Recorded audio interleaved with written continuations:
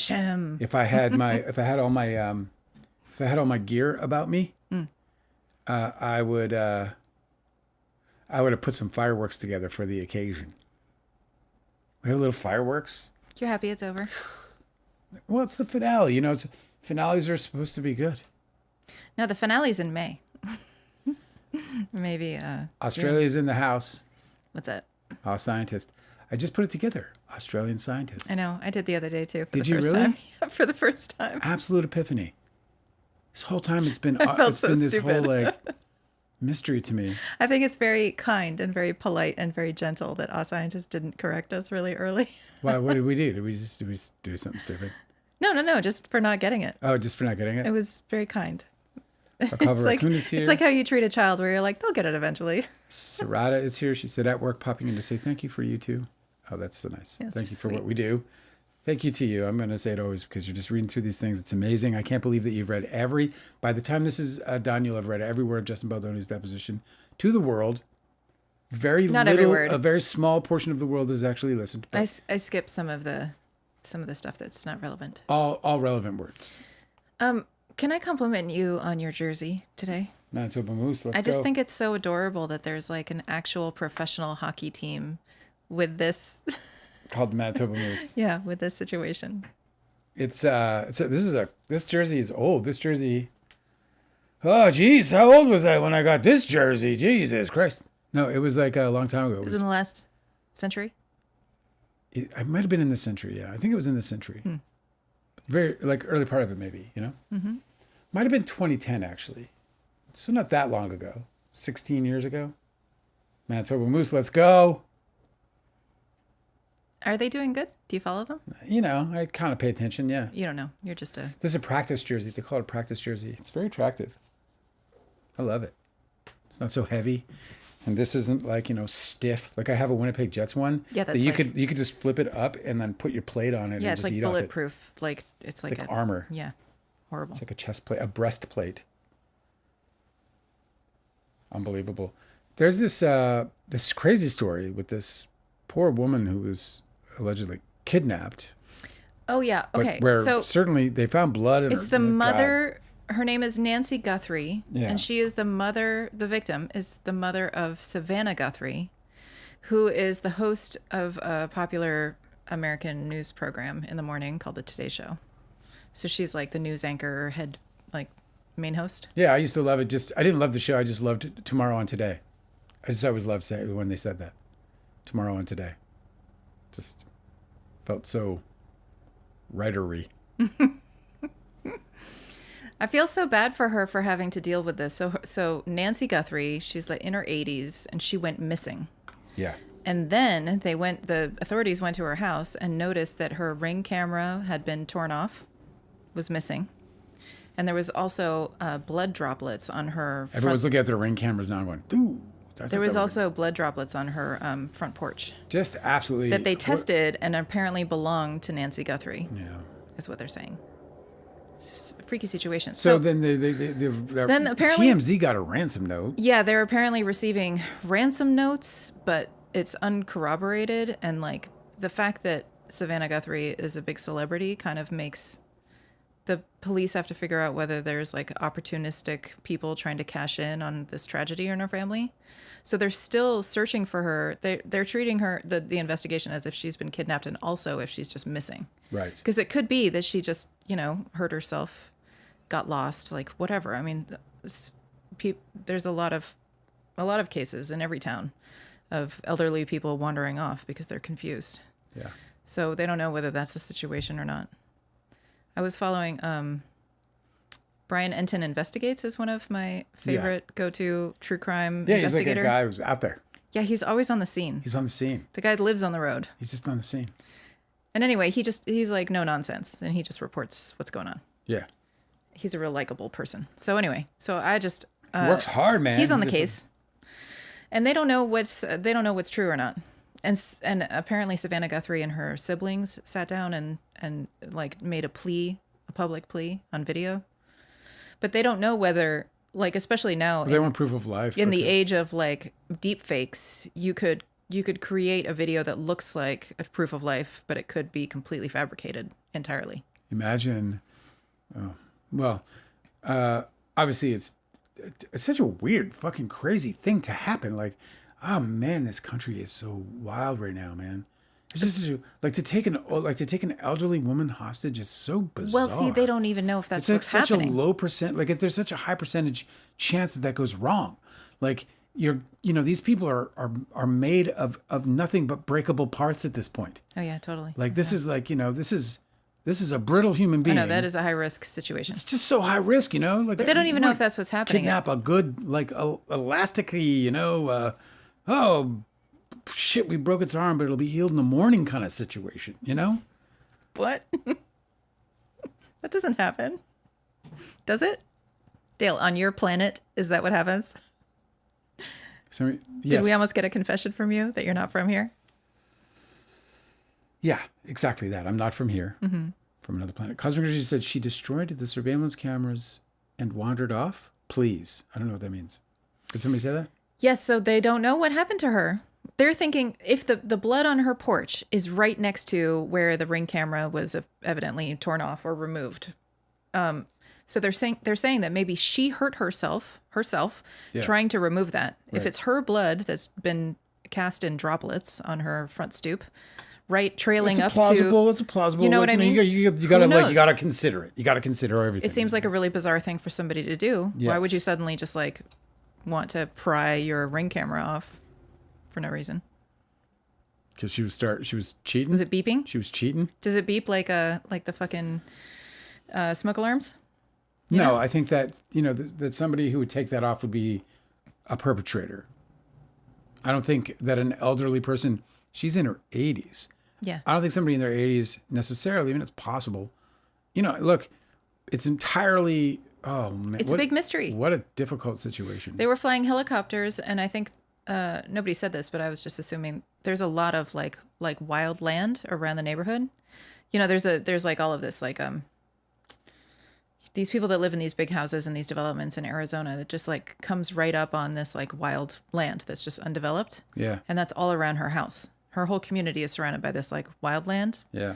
It's like wooded, but it's like cacti and, scrub brush and stuff. But they were flying helicopters, and I think it was like they were flying at night with heat-seeking, what are those, heat cameras to see if there might be somebody out there, Heat-seeking her, cameras. If she can't find her way home or something. Yeah, what are the, they're not infrared, are they? What are they? I think so. Are they infrared? I don't know. I'm not a pro. I mean, I think they used to be infrared, like last time I ever heard of these things, but now I'm sure the technology is more advanced than that. Who knows? So Splish says, what did Splish say? I lost it. I don't know how I can. Oh, any gamers in the chat? Yeah, I'm a gamer. You are? Yeah, I mean, I'm not like a gamer, but I'm a gamer. It's not like your whole identity. No, definitely not my identity. I'm not. There's a guy not far from here. I go on walks, and there's a guy not far from here who has a Call of Duty Jeep. A Call of Duty Jeep. He was the target demographic. He bought when the car company released a that. fucking Jeep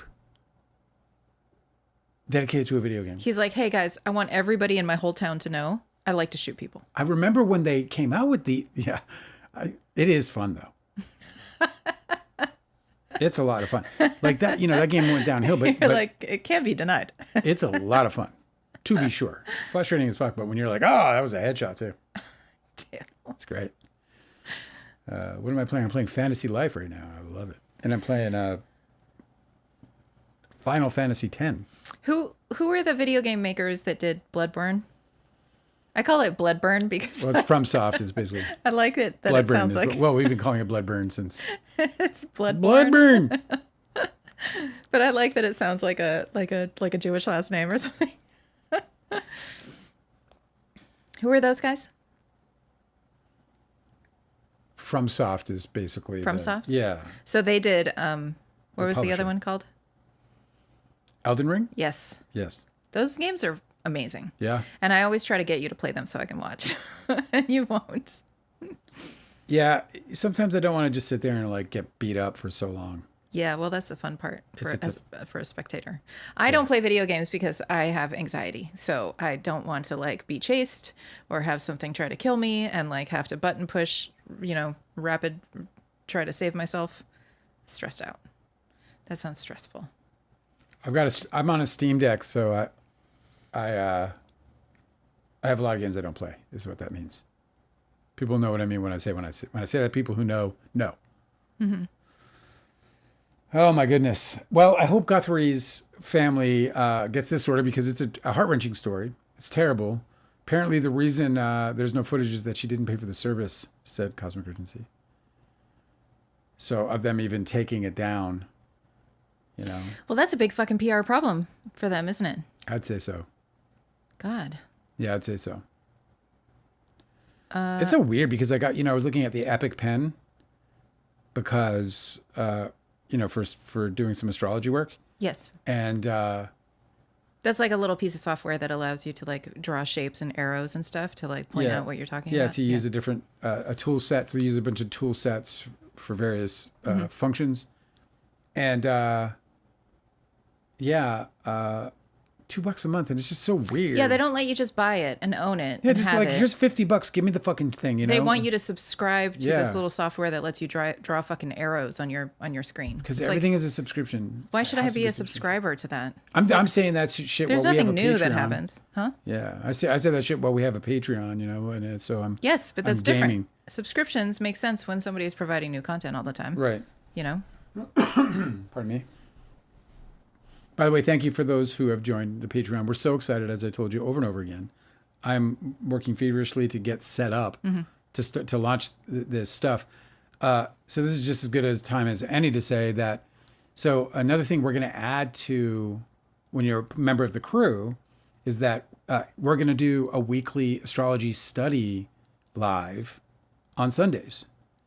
So it's going to be fucking awesome. So we're going to bring all of our books and whatever experience we have. We'll do chart analysis. We'll do all kinds of super fun shit, and that just is a perk of being a member of the crew. So if you haven't signed up to be a crew member yet, go over to Patreon and sign up. It's $1 a month, unless you want to give more. Mm-hmm. But it starts at $1. It's kind of like a donation-based model. Yeah. And just come in and this is going to be a lot of fun because we're going to rip out all the like ancient astrology. We're going to get into some mythology. We're certainly going to get into how to read charts and as deep as we can, get into that process. But we're also going to get into all the different stuff. Like I want to, dig in deep with the timing techniques. These are the kinds of techniques that you'd be able to look at your chart and calculate, sort of the astrological influence down to the day or even to the hour if you needed to. I was only in college for like a little while before I dropped out. Yeah. I went to community college and I was trying to be on the medical track. So I was taking all these science and math classes, and it's not my strength, which is one of the reasons I dropped out. But I found it so helpful when you're in a study group. Yeah. Because then if somebody's confused about something, it gives you the opportunity to strengthen your understanding of a topic that isn't really on your radar. Yeah. So it just gives you like so much more of a broad and deeper understanding of the whole subject. Yeah. And so I just feel like it'd be a really great asset for us as students to have a bunch of people who are asking questions that I wouldn't think of, because I've been studying already for years, but I know I have holes, For sure, of course. I think that's the experience it's endless, of like, actually. Astrology is endless. Yes. That's why it's like great to have, all the astrologers that we admire and watch, they all have and still use the cookbooks. And it's not because there's such it's an amazing number of significations to try to remember on demand at all times. Even if you know them, being reminded of them is just sometimes necessary because you just, I can't even tell you how many times I've been talking about a specific astrological moment or thing or house or configuration, aspect, and whatever, hours later remember something really important about it from a signification perspective, and just wish that I had a resource open to remind me to speak to it. Yeah, right. So it's just always, there's always a great resource. It's always a great resource. And astrology is always something that the practice of is always learning. It always involves learning. Yeah, I think it's also like just how it works makes that really difficult. Yeah. You're never going to memorize and remember everything because reading an astrology chart is an interpretive art form. It's a craft you develop. And it's also like your whole job is to interpret symbols and images and patterns. So none of that is like, that's not like flipping to a page in the dictionary or the thesaurus and like finding all the words that are perfect, you know? Like I feel like if you're really tapped in, you're going to find the words that are right for that client, the person that you're talking to about their chart or whatever conversation you're having about charts in general. Yeah. I don't know. I'm a little bit more relaxed about that sort of stuff. What I'm not relaxed about is lacking understanding about fundamentals. And I feel like I've gotten a really good understanding about how to work with astrology charts and how to understand them and how they move and how to interpret them. But I lack like fundamental understanding about like where did all this come from? What was it all built on? Then there's branches of astrology. There's like psychoanalytical astrology, which is like, that's a whole branch that I can, it's like, that sounds like a mountain to climb to understand any of that. Yeah, there are people like James Hillman and Carl Jung who not only were PhDs and right, like but they were also people who like had apprentices with huge massive minds who were also astrologers or who believed in the archetypal structure and influence on humanity. And so anyway, it's fucking fascinating. It's fucking brilliant. We're going to have a great time. We're going to have talks. It's just going to be focused completely on astrology. You can bring your chart to the table if you're somebody who's cool with having your chart up. We'll even do things like, talk about things on your chart specifically. If you're asking about things like, what's it like on a certain day, we can do a bi-wheel and show, your chart on top of the current chart or the day that you're targeting and have a chat and kind of give you some that'd be fun. Opportunity to know some stuff. So we can also do synastry, which is the astrology of, compatibility between two people. It doesn't have to be lovers. You're much better at that. For some reason, I'm good at that. I struggle to figure out like exactly what I'm supposed to be looking for. I think I need to read another book on it or something. Yeah, I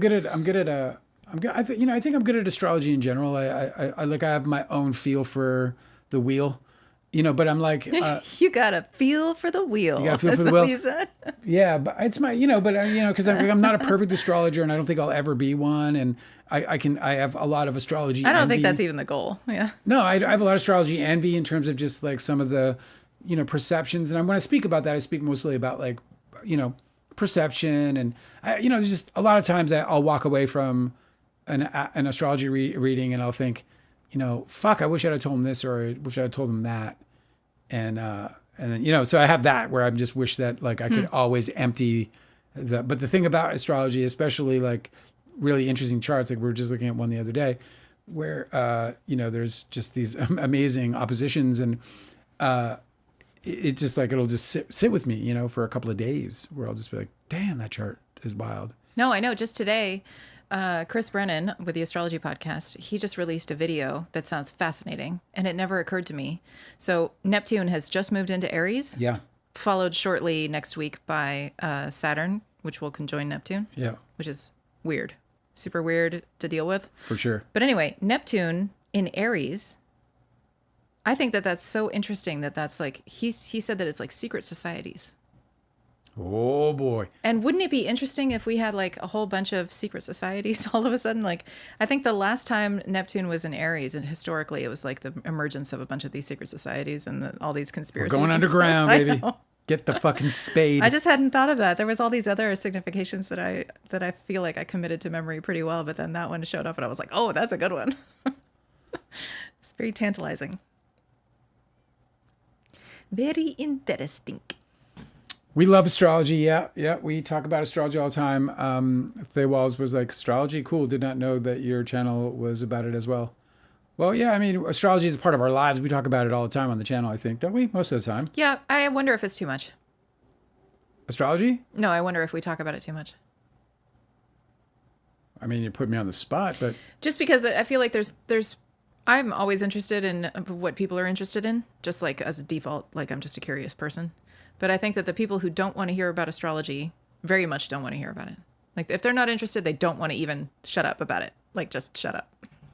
So I wonder whether it's kind of risky. For those people, I would say, come back when we're not talking about astrology. I guess, look, astrology to us is not some kind of weird culty religion. It's definitely not something that has to do with like us, being all wackadoo. Yeah, it's not a religion at all. So I'm not challenged by people who don't want to talk about it. Listen, there's a theory out there that might even be proven one day that the planets are gods. Oh, yeah. Well, you're on that whole thing, but I don't necessarily agree. I see that the reason why I think it's interesting to talk about it, and we do it every day, is because to me, it's a calendar.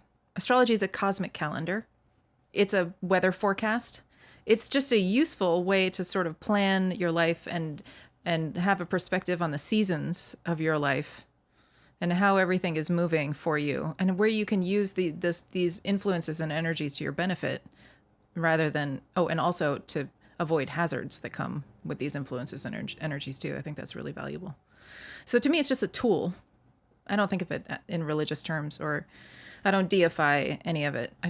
I personally am just try to be really pragmatic about stuff generally. Serrata tunes it out.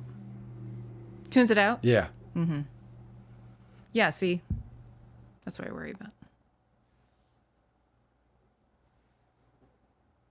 We're going to do it anyway. It's just astrology. It's not a big deal. It's fucking neat. The more you look at it, the more it's neat. I mean, it's not a coincidence that Neptune is a planet that's often associated with filmmakers, and I have that conjunct my ascendant, and that's not like trickery. And you identify with it. Yeah, it was long attributed to that career before I ever even knew that it was conjunct my ascendant. I didn't learn that until a couple of years ago or whatever it was, 5 years ago. So, it's lovely stuff for those who like it. And for those who don't, our deepest apologies. I hope you like the rest of the content that we provide. All right. Enough about that then. Shall we get on with it? Yes. We have the rest of Justin Baldoni's. We have the finale. This is the finale. We're going to go to the end. We're going to the end. You and me together. Am I getting into it right now? Okay, I'm sorry. Let me just double check if I'm in the right spot. By the way, Justin Baldoni's astrology is so fucking wild. Oh my God. We're going to definitely do that. I have not seen somebody with a more difficult chart who is getting absolutely fucking yanked around by his planets. And just how much of his chart is presents. If he is unaware of his astrology chart and his dynamics, he really needs to get aware if he's going to quit, if he's ever going to get out of this hole he keeps digging himself, because he's just being played. I think a lot of people don't really understand how the real part of astrology, the part that is the too real part. Yeah, well, just that astrology isn't. Doing? I'm putting something away I shouldn't because I'm just having an ADHD moment. You're fiddling. What's the real part of astrology that you were talking about? The real part of astrology, which is its complexity. It's not like this little woo-woo thing where it's like, oh my God, you're a Capricorn? Oh my God. I know. That's not what it's, like astrology. Cosmopolitan magazine astrology is bullshit. And yeah, of course. Everybody that actually practices astrology understands that. Yes. But most people who don't understand that. And so, people like us can get coupled into that. Was that a Harry Potter quote? Asked Splishness from you. No. It was not, because she's never read that. I've never read Harry Potter. I read the first 3. I don't know why I stopped, but I read the first 3. Yeah. I was just, I think I was a bit older.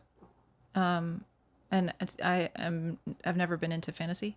I mean, more recently I got into fantasy, but it kind of missed me, that whole trend. Yeah. The Harry Potter books. I was much older when it came out, obviously. But I finally got convinced to do it when it ended up on Stephen King's list. And I was like, all right, fine, I'll read it. Yeah. And then I loved it. I was like, oh, this is page-turning delight. Yeah, of course. She's a great writer. It's just amazing how these people can be so despicable and then create something so great and fun. And truly enjoyable. Well, I think there's something wrong with her. I think she's gonna end up with a diagnosis of like some sort of brain disorder or some sort of like tumor or something that made her go off the deep end because she's not acting normal. I just don't believe that that's like genuinely her attitude about anything. To be like willfully and diligently cruel to people. It just seems very strange for a healthy person to do. Cosmic says, "Oh, please, it's never the finale." It is. This is the finale of Justin Baldoni's deposition. We have no more of his deposition to read. But now we've got it on. We've got it all on tape. We sat through it all. You know, for those who hung out through the full reading, you guys are some of the few who actually read the entire deposition. And did you know, science is satisfied with audiobooks or being read to has the same effect as reading on the individual. Same benefit, same effect, same. Yeah, I think so too. Science I mean, like believes. in my experience, if I've read a book versus if I listened to it. Yeah, I remember it. I've had good experiences with audiobooks as well. Okay, should I begin? Please begin. But I also want to know what it was that I said that sounded like a Harry Potter quote. Because it wasn't, and I'm curious. Now you don't know what it is? No, I don't remember what I said. Well, I put it in the request and then maybe it'll show up in chat for you. Okay. So when last we left off, Baldoni had this really, really long answer about how he felt, he said, "I felt I was being very bullied." And that is his explanation for why he shared the Reddit post or whatever thread about Hailey Bieber being a bully to women. When he said this is what we would need. He says that it wasn't weird for him to say that. It wasn't wrong for him to say that because he personally felt bullied. So the Hailey Bieber thing said that Hailey Bieber was a bully to women, apparently he says is irrelevant. Do I believe it? No. Okay. It's the most ridiculous. It's a lie. Okay, Gottlieb says, this next topic, you mentioned having your film by credit removed. And Baldoni says, yes. Do you know what another word for the film by credit is in Hollywood? And Baldoni says, I would love you to educate me. He's such a dick. He has no power in this situation. I don't have to tell you that. You've been through depositions. So I think like the little snarky, sarcastic, like little ribs, that people do in depositions is like them trying to exert what small power they have over a situation in which they have absolutely If you were to generate like the equivalent of like a physical like assault between the two, they would just sit there like poking each other. You'd be like, yeah. And then you'd be like, right. Yeah. Okay.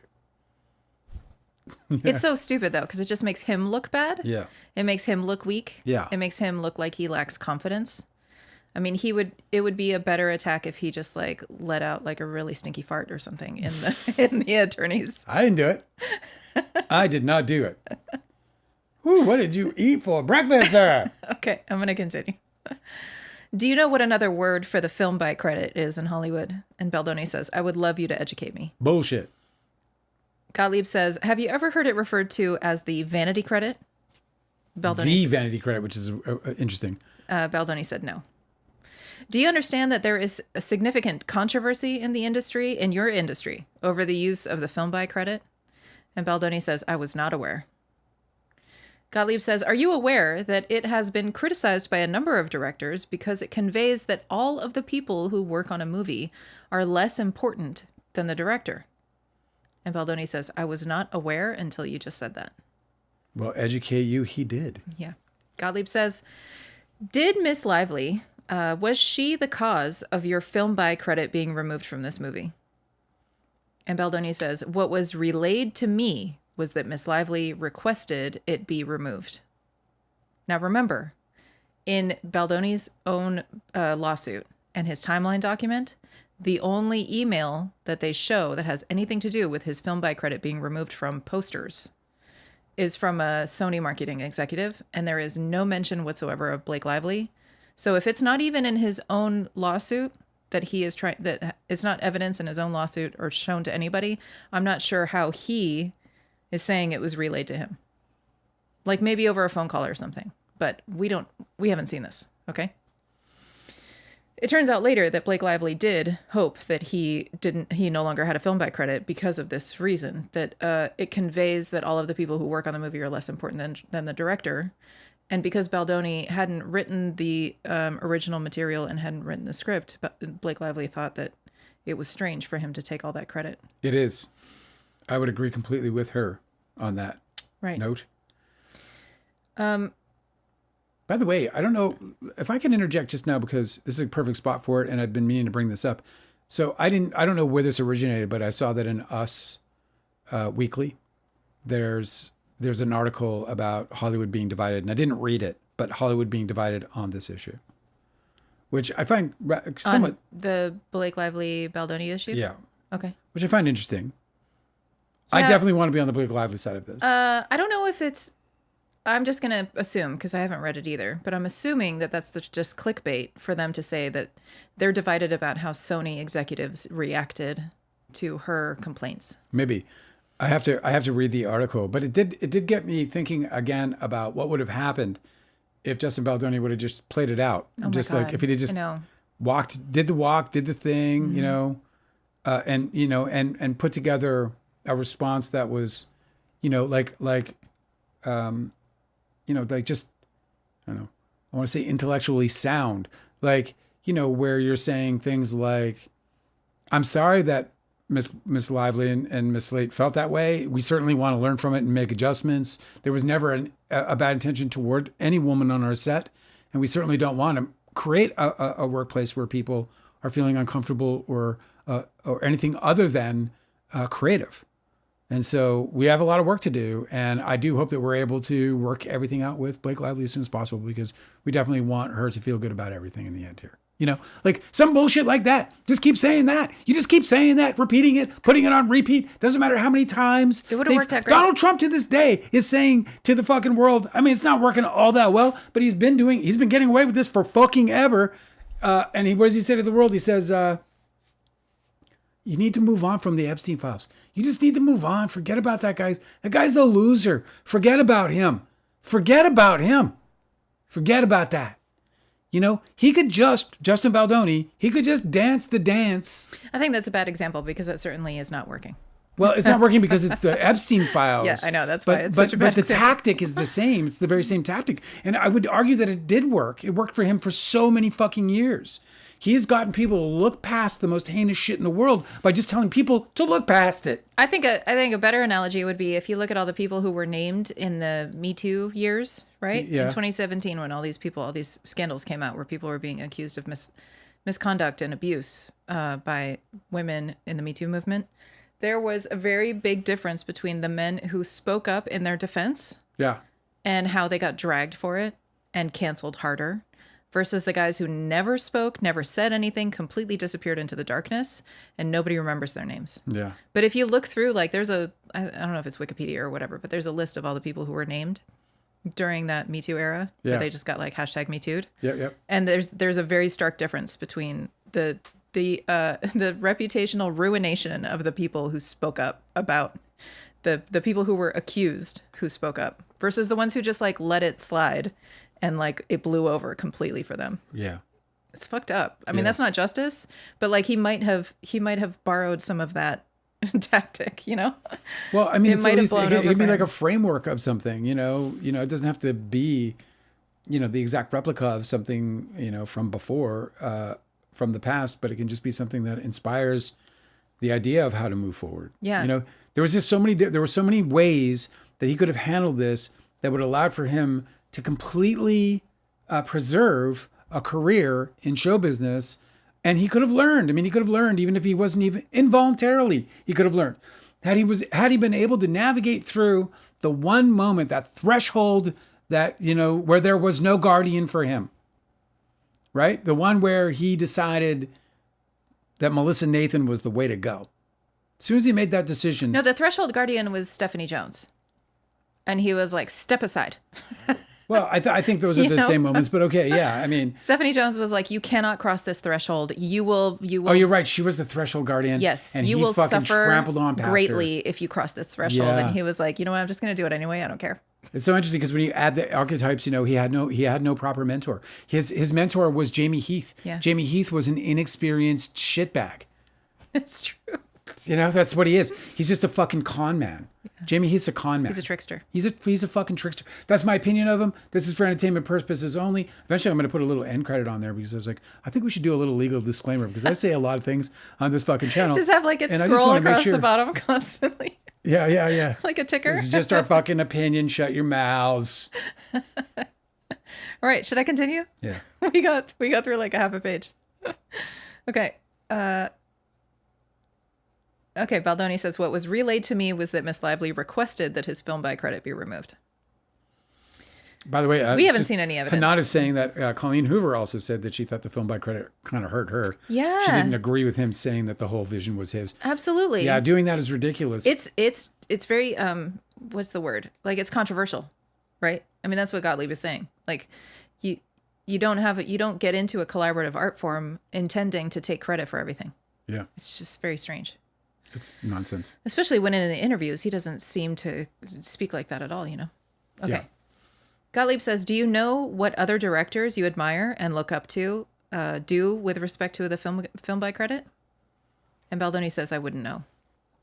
Gottlieb says, would you want to have a credit that's known as the vanity credit be something you sought on a film written by Colleen Hoover with the screenplay written by a woman? This is a strange sentence, I'm sorry. On a film written by Colleen Hoover with the screenplay written by a woman with many women acting on it, would you want a credit that's known as the vanity credit attached to your name? And Baldoni says, until you brought it up right now, this is the first I've heard of it. Gottlieb said, you never thought to ask? And Baldoni says, I'm not sure how I can ask about something I don't know about. Gottlieb said, did Miss Lively remove you from the trailer? And Baldoni says, what was relayed to me was that she was attempting to. And Gottlieb says, who had approval authority over the trailer? And Baldoni says, what do you mean exactly? Gottlieb says, it's a very complicated question. Who had approval authority over the trailer that was released? Who was in charge? So he repeated the exact same question. Who was in charge? Because there's no complexity to that question. And Baldoni says, I believe Miss Lively. Oh, come on. Oh, I believe Miss Lively. Gottlieb says, you believe Blake Lively had the approval authority over the film trailer that was released for the film It Ends With Us? You're as stupid as they've ever. I mean, Jesus Christ, bro. This guy had the hands on the wheel, man. Baldoni says, from my understanding, in many ways, that's what she claimed in her letter to the Producers Guild of America. Oh, fuck's sake. Gottlieb said, did you ever ask Sony's president why your film by credit was removed? Which remains in the trailer, by the way. The film by credit. Yeah, no, it is in the trailer. Yeah, I saw it. And Baldoni says, Sony's president relayed to Jamie, it's my understanding, or it could have been Ange, why my film by credit was removed. Because it's stupid, you fucking moron. Gottlieb says, did you ever confirm with anyone who actually made the decision about the final composition of the trailer? Sounds like you should say that like in a tantrum voice. My film credit was removed. Sony's president relayed to Jamie, he says, it's my understanding, or it could have been Ange, why my film by credit was removed. That's how you want to say it. Gottlieb says, did you ever confirm with anyone who actually made the decision about the final composition of the trailer? And Baldoni says, I was having some conversations with Ange Gianetti and some of the people involved in the trailer. Gottlieb said, did you do a promotional event upon the release of the trailer? And Baldoni says, I did. Was Miss Lively there? He says she was not. Was Colleen Hoover there? He said, yes. Was there a floral pop-up shop? Baldoni says, I believe there was. Did you make bouquets? And Baldoni says, with Miss Hoover, I did. You and Miss Hoover made bouquets. And Baldoni says, I believe that's what I just said. Gottlieb says, for influencers and fans. And Baldoni says, it was a pop-up shop for influencers and fans, correct. Gottlieb says, can I get a time check, please? And can we go off the record? Well, current time is, what do we got? Okay, so he is going to go off the record for a little bit, and when we get back, he's on to this other topic. Why do you think that he didn't dig down into any of those questions? He said it was relayed to him that Blake Lively was responsible. So he doesn't need to, he's just going to get that information at the trial? Well, yeah, he might know where it's going to go. He got enough from him? Or he might already have decided he's not going to use it. Those are two reasons I could come up with. He said it was relayed to him, and he also said that it was his understanding about a bunch of stuff, but he's not. I'm surprised that Gottlieb didn't ask him for more clarification. You developed an understanding, but how did you develop that understanding? Yeah. You know? Okay. Next question. Yeah. Did you record the January 4th, 2024 meeting? Baldoni says he's asking for a repeat of the question, and he's talking about the meeting at Miss Lively's apartment. Baldoni says no. Did Mr. Heath record it? Baldoni says, I'm unaware of any such recording. Gottlieb says, are you aware of anyone on your team having recorded that meeting? And Baldoni says, Mr. Heath is the only person on my team that was at that meeting. Okay. Baldoni continues, so I guess to answer your question, no. Gottlieb says, this is Exhibit 39. This is a document that was Exhibit 18 from yesterday, and what we were searching for before we went back on the record here. And so you testified about this exhibit yesterday with Ms. Shaw. We've marked it as Exhibit 39 for everyone's convenience because we don't have the exhibits from yesterday here with us. So Exhibit 39 is a text chain that you testified about yesterday between you, Miss Nathan, Miss Abel, the three of you, on August 15th, 2024. Do you recall testifying about this text chain yesterday? He said, I believe I do. And in this text chain on the 15th of August, you were talking about how Mr. Sarowitz had asked you about, in quotes, flipping the narrative from this leak this AM about Ryan saying the script was a disaster and he saved the movie. Do you see that? And Baldoni says, if it's okay, I know I testified yesterday, but I'm just going to read it very quickly so then I can answer your questions. He says, thank you. Okay, he continues. Gottlieb says, Exhibit 18 from yesterday and Exhibit 39 from today. It's an exchange on the 15th of August between you, Miss Nathan, and Miss Abel. And Baldoni says, yes. And you talked about something Mr. Sarowitz had said to you earlier about, in quotes, flipping the narrative from the leak this AM about Ryan saying script was a disaster and he saved the movie. And I think you testified that you were unsure about the basis of the belief that Ryan had said the script was a disaster and saved the movie was. Is that right? And Baldoni says, what I'm saying here, if I read my words, is in quotes from this leak this AM. So some sort of leak that morning, so an article. Gottlieb says, do you know whether Mr. Reynolds himself ever had said publicly that the script was a disaster and that he saved the movie? And Baldoni says, I don't know. I don't think I could know. Gottlieb says, do you know whether he ever said that privately? And Baldoni says, I don't think I could know that. Gottlieb says, so you don't know. Such a weird way to put it. I don't think I could know that. Yeah. He's basically telling him he shouldn't be asking the question with his answer, which is foolish. Okay. Gottlieb says, so you don't know whether this statement attributed to Mr. Reynolds was actually made by him at any point in time? And Baldoni says, I don't think it's possible that I could know that. But he said it in his text. Gottlieb says, do you know the point in time at which Mr. Reynolds was alleging to have worked on or saved the script according to what you were responding to here? And Baldoni says, what I know is that during the premiere, Miss Lively, for some reason, offered up the fact that her husband wrote what is arguably one of the top 5 most important scenes in the film. And I believe this appeared to be PR that was trying to justify or calm the backlash that was caused by Miss Lively's own words. Gottlieb says, and in response to that, you suggested on the next page over at 2:00, reading in quotes, the fact that they saved the script from what they think is a disaster after we had a greenlit script and was a strike basically implies they were scabs. Do you see that? He says, yes. And you said, in quotes, which we should 100% lead them to. Oh, you're such a fucking Do you nice see that? guy. What a nice guy. Yeah. Nice guy. Only focusing on the positives, that's right? Great lies. And yeah, and it's not even like, but he's not even fighting fair. He's not even like, it's not even like he's. He said his directives to his publicists were that they should only focus on the positives, but yet he's sending them directions like this, which we should 100% lead them to. He's not talking about him doing it. He's talking about them doing it. He's saying this is our job. Yes. This is what I'm going to pay you for. You were writing during the strike, were you not? Baldoni says, I was. So were you a scab? And Baldoni says, I would have no problem being called a scab. Well, I guess just for everybody's reference, should change the title of the live.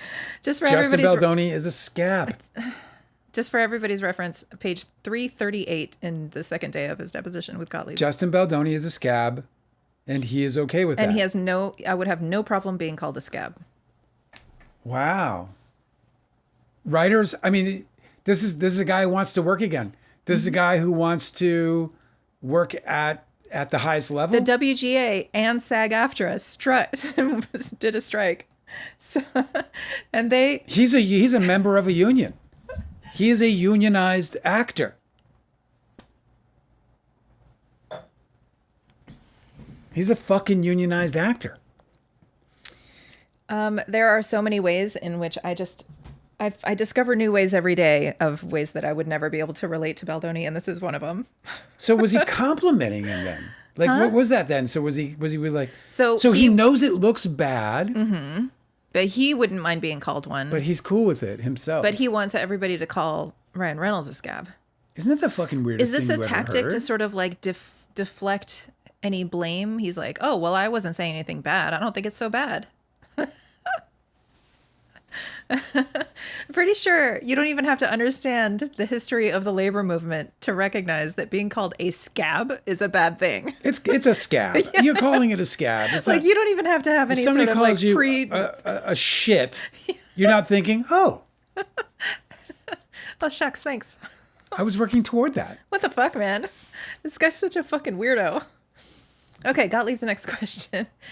And what you wanted to do was lead reporters to the fact that in response to this sourced statement, that they should really be what they really should be printing is that Mr. Reynolds and Miss Lively were scabs.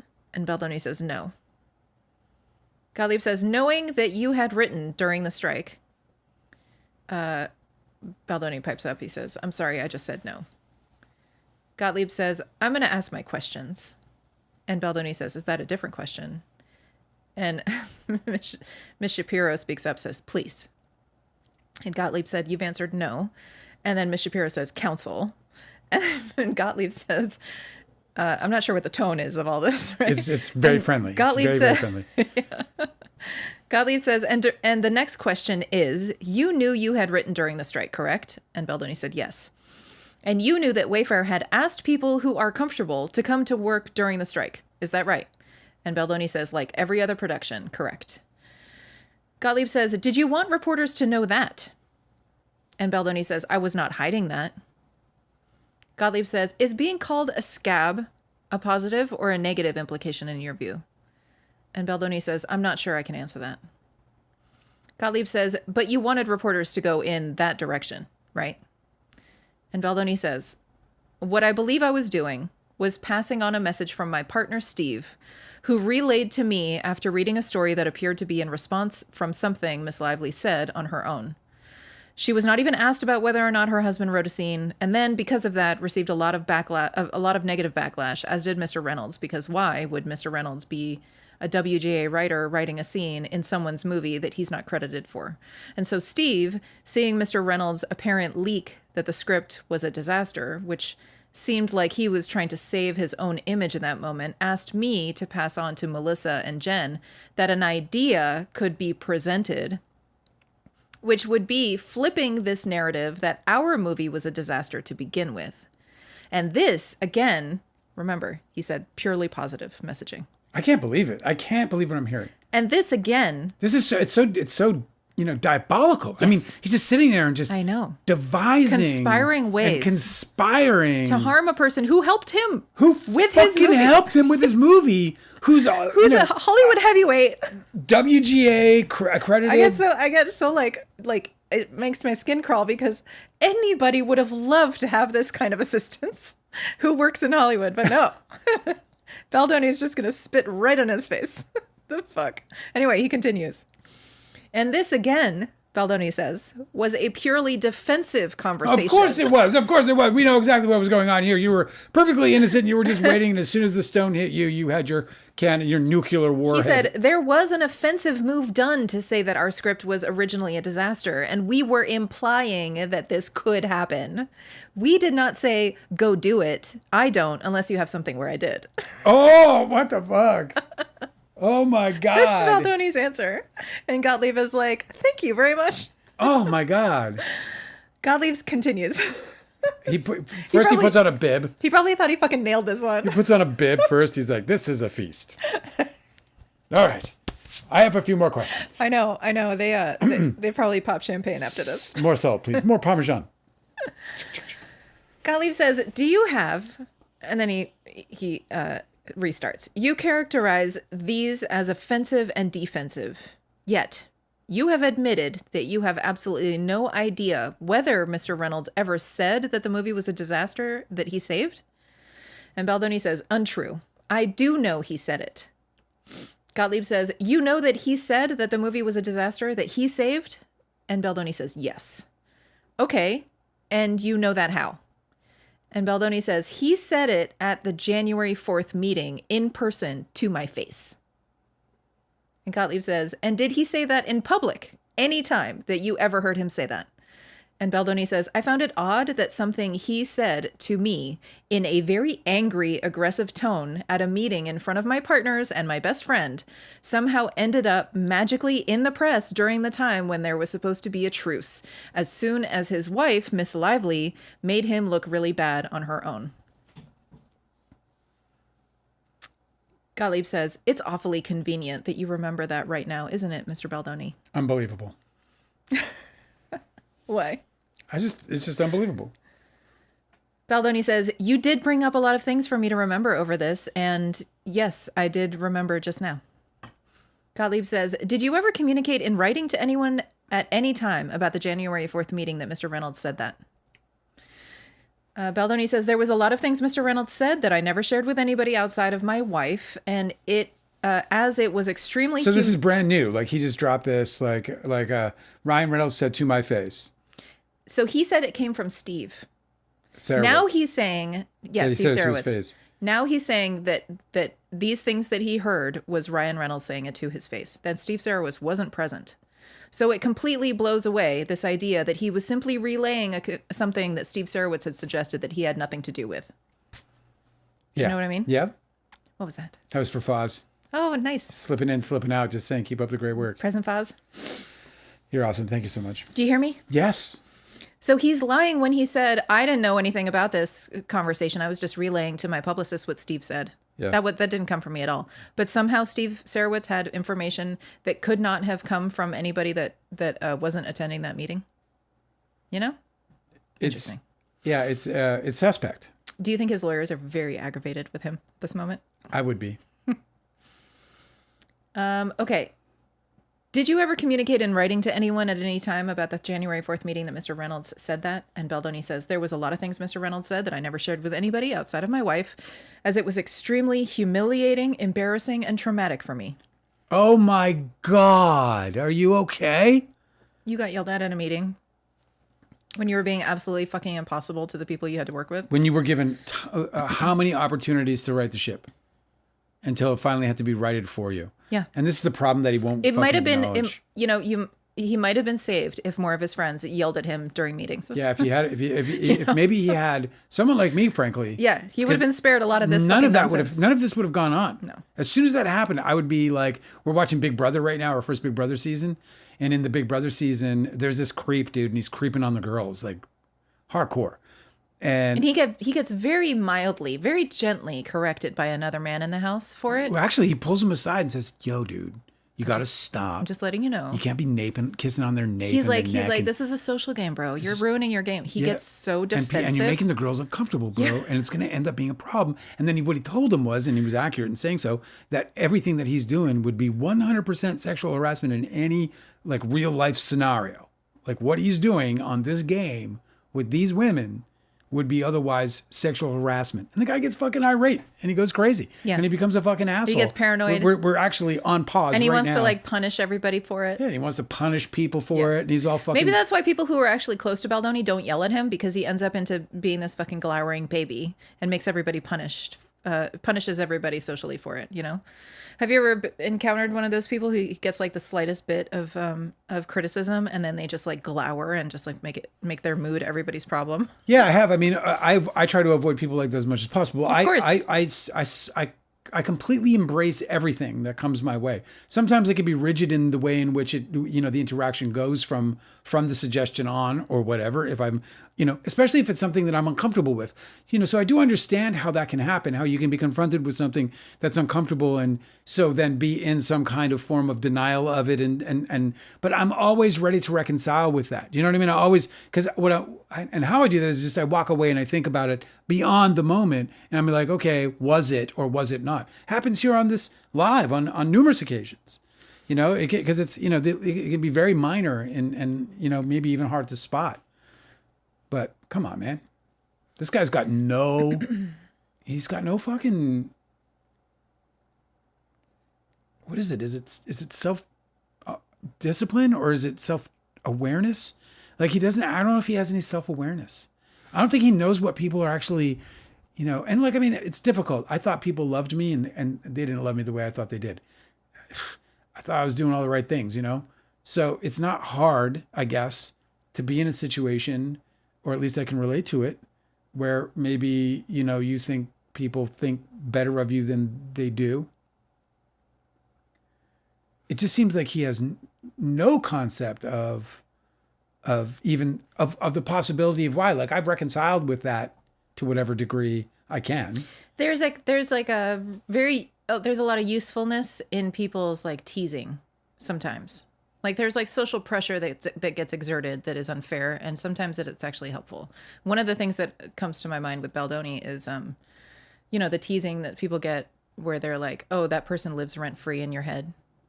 Like that's actually a really good way to give somebody some perspective about how they're obsessing over a situation that maybe they could just like, oh, super, super healthy advice. And it comes in the form of teasing. So it's like obviously negative to experience that. But Baldoni is extremely obsessed with Ryan Reynolds and he wants to punish him for the criticisms he got.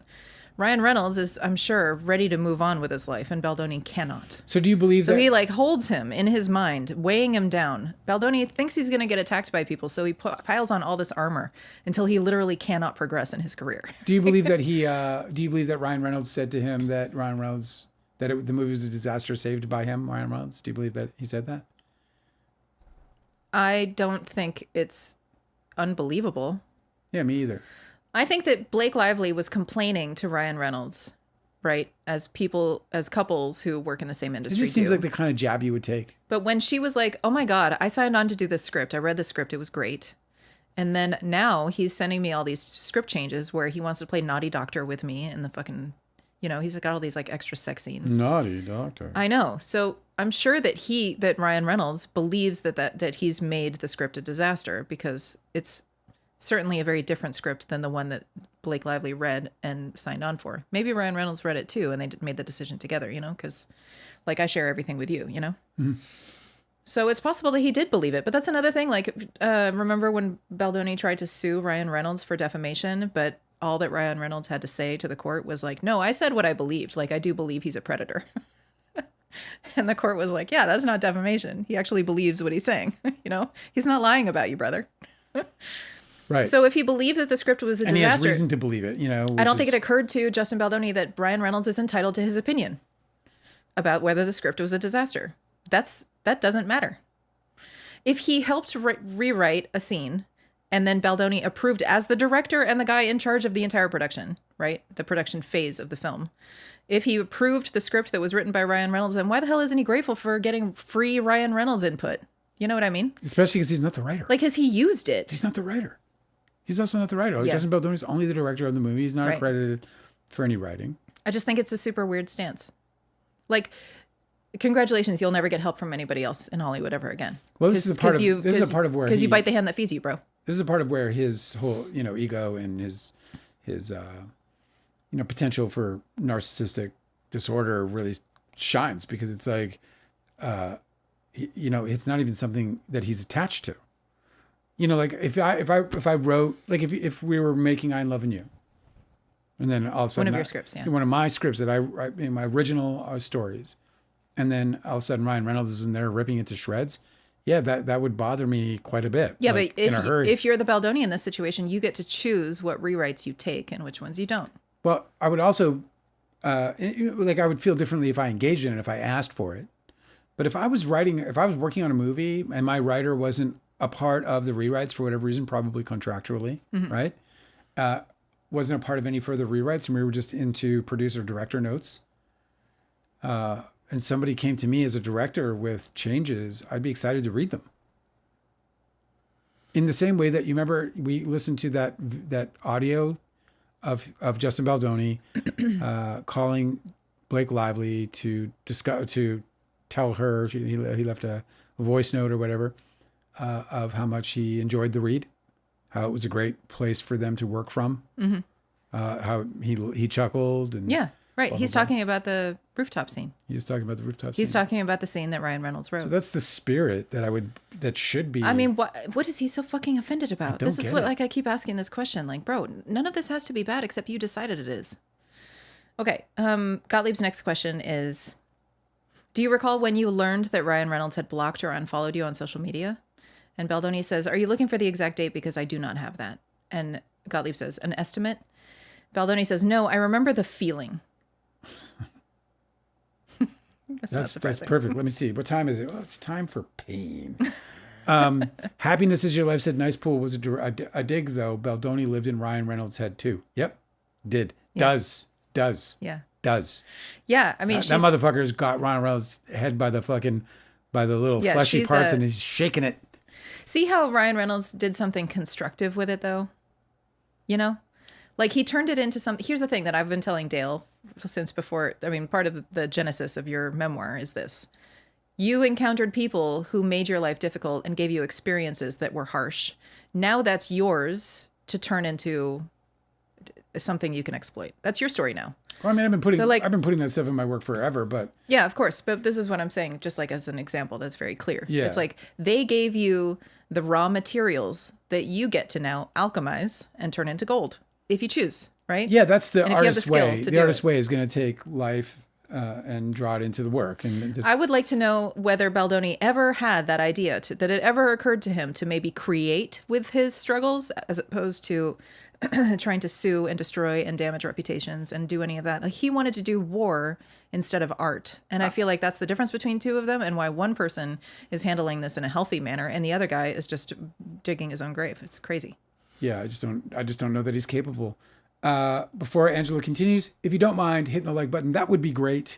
If you haven't, check out the Patreon, join the Patreon, help support the channel. Thank you so much.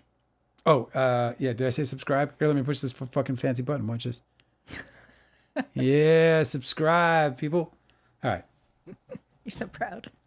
It's still a draft. I haven't worked on it yet. Baldoni remembers the feeling, but not the exact date of when Ryan Reynolds had blocked or unfollowed him on social media. Okay. Gottlieb is asking, do you remember what month it was in? And Baldoni says July or August, I'm assuming. Gottlieb said, if I told you that you learned about it on May of 2024, would that surprise you? And Baldoni says, it wouldn't surprise me. That entire time period is a big mess. Gottlieb said, do you recall ever sending content to your digital team to boost or amplify? And Baldoni says, yeah, I do. Do you know how the digital team, who is the digital team? And Baldoni says, I have no idea. I knew there was a digital team. I assumed it was the people that we had hired from TAG. Gottlieb says, do you know what it meant? Did you understand what it meant for them to boost or amplify content that you were sending to them?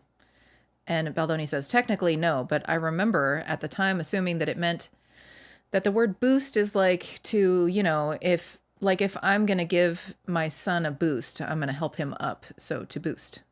He's probably moving his arms. Gottlieb said, but as you sit here today, you don't have an understanding of how that team went about boosting or amplifying the content you sent for them to boost. And Baldoni says, I don't. Do you have any recollection as you sit here today about the number of pieces of content that you sent through to the digital team while they were engaged to boost or amplify? And Baldoni says, I don't. Do you believe that the digital team you retained didn't do any actual work? And Baldoni says, do I believe they didn't actually boost or amplify? I have no idea. Gottlieb says, you didn't know what they did? And Baldoni says, I have no idea if they actually did what or boosted what we asked them to boost. Gottlieb says, do you know how... So do you not, I don't understand that. It's just like, hey man, if you wouldn't mind, I don't know, could you put a new roof on? And then you just never check to see if they did?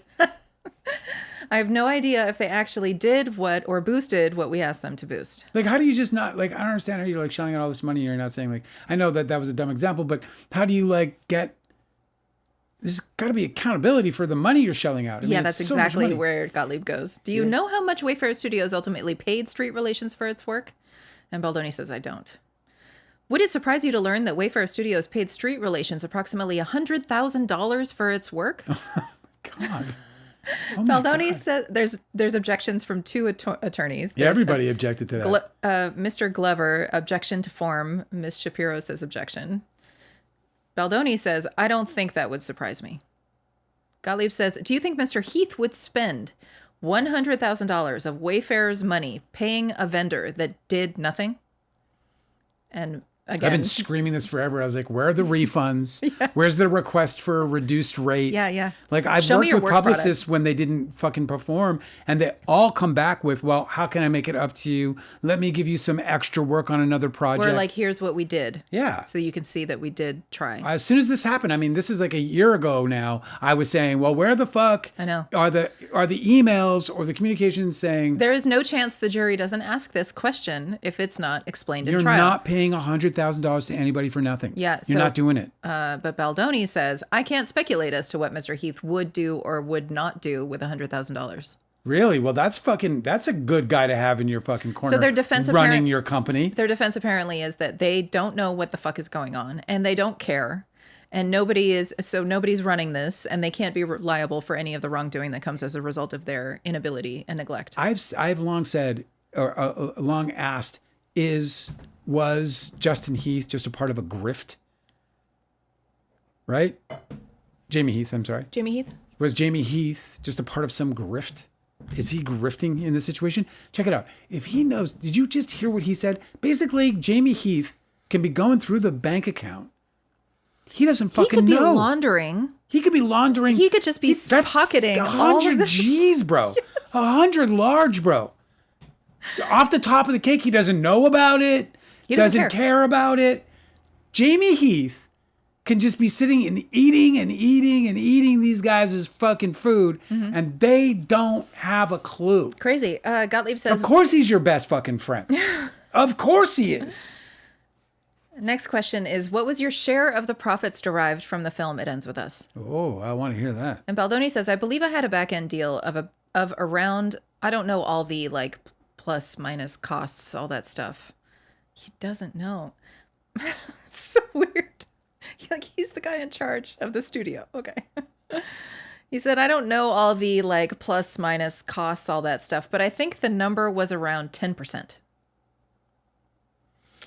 Question, do you know how much in total compensation roughly you received in all forms of payment from the film It Ends With Us? And Baldoni says, to date, I don't know. Do you have any estimate? I bought a mansion, though. I did buy a mansion. Do you have any estimate of the amount? And Baldoni says, to date. Gottlieb says, to date. Baldoni says, I would guess somewhere between 3 and 5 million. Do you think your total share of compensation, well, let me put it this way. Were you paid as a director a fee or an amount? He doesn't know what that means. I don't think that those are opposites, so let me read it. Were you paid as a director a fee or an amount? And Baldoni says, yes. Were you paid as an actor a fee or amount? And Baldoni says, very small amount, yes. And then you had some share of profits in an agreement that was with Wayfarer Studios or It Ends With Us, LLC. And Baldoni says, I don't have a share of profits that I'm aware of based on any agreement. Gottlieb says, what do you have a share of profits based on? He owns the fucking company, bro. I know. He owns 24% of the company. What do you have a share of profits based on? And Baldoni says, to my knowledge, I have ownership stake in the entire company. That's right. I love how often you're like anticipating what the next question is. You're so experienced with these depositions. Yeah, he doesn't. Why would you back end on the back end? That was just like taking money out of Sarawitz's pocket. To my knowledge, I have ownership stake in the entire company. Gottlieb says, and so the amount of money that you have made off of the film is derived from a combination of what you were paid as a director, what you were paid as an actor, and your ownership interest in the company? And Baldoni says, false. Gottlieb says, please correct me. Baldoni says, I do not pay myself from any ownership interest in the company. Gottlieb says, you were entitled to a share of the profits from the company, but you've elected not to take it. Is that what you're saying? And Baldoni says, Mr. Sarowitz and I have a different agreement than that. Gottlieb says, what is your different agreement with Mr. Sarowitz? Yeah, bro. Do you have? So he's got some crazy salary or something. Like, sorry, you're in civil litigation. You got to tell them this shit. Yeah. I want to know. Baldoni says that I do not take, or we do not take, any percentage that isn't. The studio hasn't returned a profit. So taking from anything that is not profitable would be taking from the studio. So while the success of the film is amazing and the studio did make money, did you hear that? The success of the film is amazing. And the studio did make money. Tell me again, what did Blake Lively steal? Does she have any? Okay. It's the biggest fucking, he's just such a liar. Destruction I've ever seen. So while the success of the film is amazing and the studio did make money, Mr. Sarowitz has invested, to my knowledge, over $100 million. And that's nowhere near the amount of profit we made on It Ends With Us. So I have not taken, nor will I take any share of that. He has bought 2 mansions. Mm-hmm. Sarowitz is out $100 million in this fucking endeavor. Yeah. And these are the guys spending that money.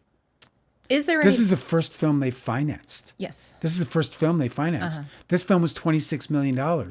So where did $75 million go? Oh, probably Jamie Heath just spent it and nobody's watching. $75 million? Who knows, man?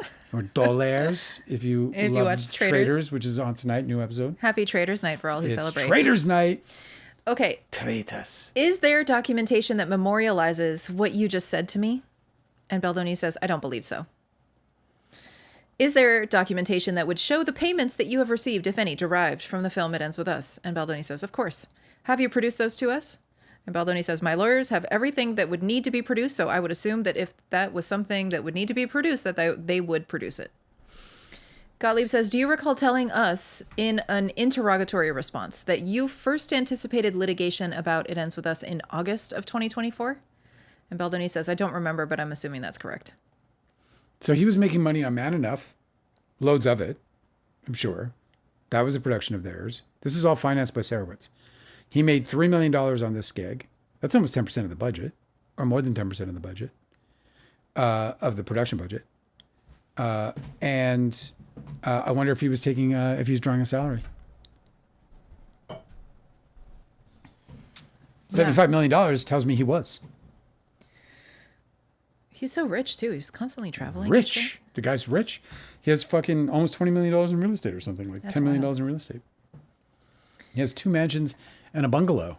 And he just bought that mansion moments ago. Very no wonder he's got $3 to $5 million coming in off of this. And that was as of September, right? Lord, I have seen what you've done for others. So he's got back end, though, which is interesting because he says he gets some percentage of 10%. He gets 10%. I'm sure he got, well, it's very interesting.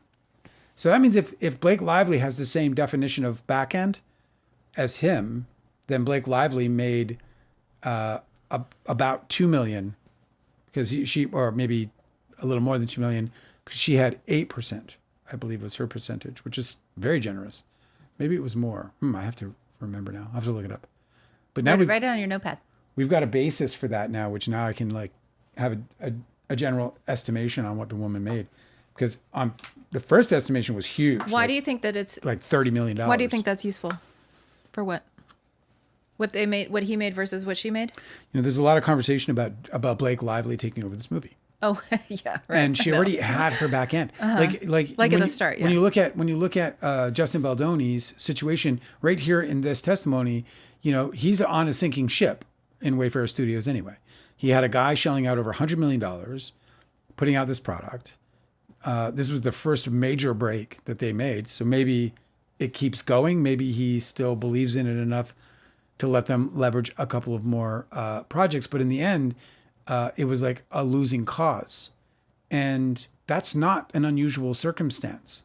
So Blake Lively's position of having a back end already built into her deal, which is ostensibly ownership in the movie, that movie can't have a transaction where she doesn't get paid on it. Mm-hmm. So she has ownership in, as most, movie stars do in films. She has ownership. Leonardo DiCaprio had ownership in Don's Plum. He has ownership in every movie that he makes. He doesn't have the copyright. He doesn't hold the copyright. He isn't the guy who's got the he owns the property in his library. No, he owns a portion of the profits. But he owns a portion of the profits, which is better because he carries no liability. Yeah, that's right. He didn't have to fork over any money to make it happen in the first place. It's all benefit without the liability or risk. Okay. I'm getting back to it, okay? Yeah. Gottlieb's last question was, do you recall telling us in an interrogatory response that you first anticipated litigation about It Ends With Us in August of 2024? And Baldoni says, I assume that's correct. Did you understand after that point in time that you were required to preserve all documents concerning the litigation that you anticipated? And he said, no. Well, when did you understand that? And Baldoni says, I believe this last week. What was it that he just understood? I was making my note. That he was required to preserve all documents concerning the litigation that you anticipated. He just found out a week before his deposition? I believe this last week. That would be... So your lawyers are... criminals. They're bad criminals. at their job. That's not bad. That's criminal. I mean, I don't know. Gottlieb said this... I wonder if why aren't there rules around that? Why isn't there a duty to preserve by the lawyer as soon as he engages? Yeah. Question. This last week is the first time you understood that you were required to preserve documents in this case? Wow. And Baldoni says, yes, but I preserve them anyways. Because, intuitively.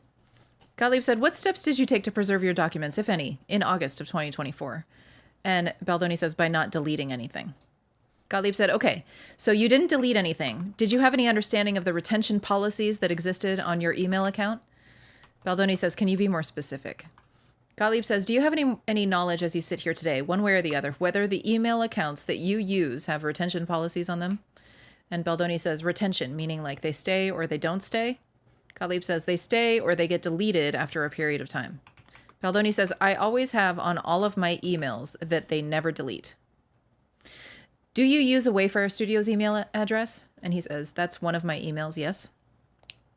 And do you know for a fact that that email account, the retention policy, is set to never delete? And Baldoni says, I believe I intentionally make sure that it never deletes because I always go back and look for emails. Gottlieb says, did you talk to somebody at Wayfarer Studios about setting that policy for your email? And Baldoni says, I believe I did. All Gmail, all my personal emails, everything, nothing deletes. How about WhatsApp? And Baldoni says, I have all my WhatsApps, they don't delete. Gottlieb says, you don't have any chains in WhatsApp that have an auto-delete timer on them? And Baldoni says, I don't think I was aware that WhatsApp had that function. How about Signal? Baldoni says, Signal? What about it? Gottlieb said, are all of your chats in Signal set to retain indefinitely? And Baldoni says, they are now. Gottlieb said, I thought you testified yesterday that certain of your Signal chats were set to retain indefinitely and certain were not. And Baldoni says, yeah, but then I wanted to make sure that they were all set to retain indefinitely. Gottlieb says, so is it your testimony that the chats that you mentioned with your friends, not with lawyers and your co-defendants, but chats that you have on Signal with your friends are set to preserved indefinitely? And Baldoni said, yes, it should be. What about your handwritten notes that you've taken in notebooks? Baldoni says, what about them? Did you take any steps to go search through them to find responsive ones to give to your attorneys? And Baldoni said, I did. I produced them. And those have all been produced to us to the best of your knowledge? He says, yes. Do you recall about when you instructed your social media team to start posting you only talking about domestic violence in clips? And Baldoni says, I don't remember the date. Okay. I will represent to you that this text is from August 8th, 2024 at 3:30 p.m. And you've written, and he quotes Baldoni, hey, just landed. What is the TikTok strategy? I'd like you guys to start posting me only talking about domestic violence in clips and why this movie is so important. Gottlieb says, does that sound like a text you would have written? And Baldoni says it does. Do you know why you were sending that instruction at 3:30 p.m. on August 8th, 2024? And Baldoni says, because I felt like that's what I wanted. Gottlieb said, do you know where you had just landed from? And Baldoni says, I don't. Do you recall flying around the 8th of August to Chicago with Mr. Heath and Miss Abel and others in New York? Baldoni says, I do. Is it possible that you had just landed from that flight from New York to Chicago when you sent this message to your team? And Baldoni says it's entirely possible. It's kind of creepy. He's like, I don't remember what I was doing. And the attorney's like, I know exactly where you are. I know what you had for lunch. I know where you stayed. That is kind of creepy. Gottlieb says, do you recall following up with the team in a conversation about the content that you wanted posted on your social media feeds from this point forward? And Baldoni says, I don't remember a specific follow-up conversation. Do you recall changing your profile? Baldoni says, I do. Gottlieb says, and putting a link to know more in your profile? Baldoni says, I do. Gottlieb says, and you don't have any memory as you sit here today about why it was at that moment on the 8th of August that you had made the decision to do that? And Baldoni says, specifically at that moment, I don't. Gottlieb said, why didn't you do that at the start of the press junket? And Baldoni says, I think at the start of the press junket, I had extreme anxiety because I was not welcome at my own film premiere. And I think that I was in fight or flight. And if I'm honest about some of these things, I don't think I was thinking about PR strategy. I was thinking about survival. Always survival with this guy.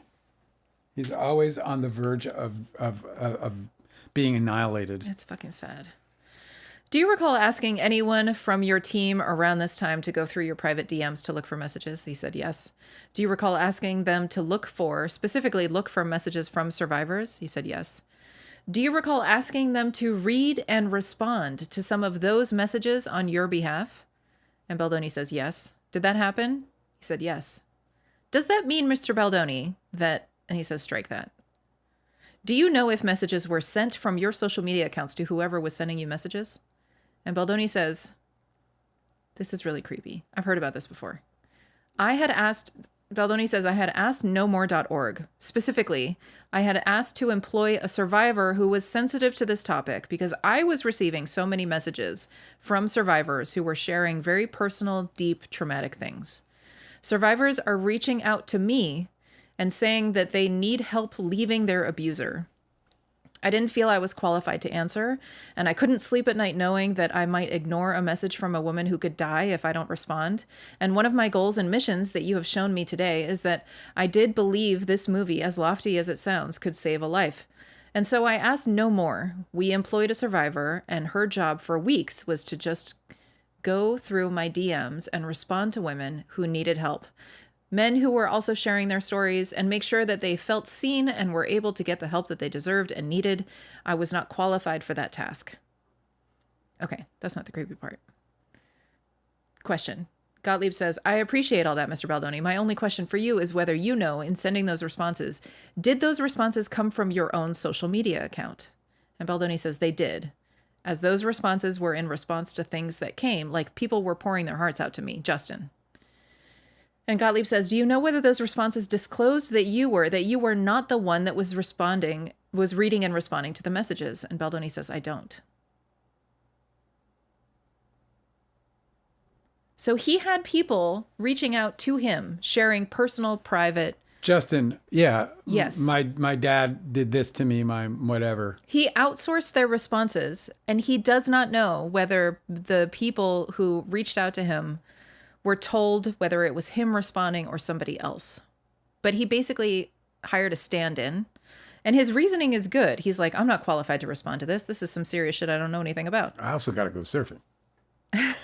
Right? I mean, right. I mean, he's like up. stressed, whatever. He's like in a dark place or fucking whatever. Fine. Okay, you outsource it. I have resources. But that he had them respond in his own social media, and that they didn't disclose that they were not him. That he doesn't know that they didn't disclose that they weren't him. That's creepy. To me, that's weird. That's a very... If all of those responses come from him, mm-hmm. without that disclosure, yeah. then it's obviously misleading. That's a huge mistake. I don't think it was intentionally misleading, but it's a really awful thing to disregard. Okay, how much time is left? You don't need to ask. I'm done. And that's it. There we have it. We're done.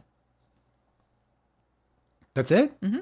That's the end of the Baldoni? We are going off the record. The time is 7:29 p.m. Baldoni's a wrap. Baldoni's a wrap. Damn. We have somebody I don't know if I recognize. Katie Joy is here. Weird that the thought a survivor would be qualified, not a clinician or a social worker. Oh yeah, that's a really good point.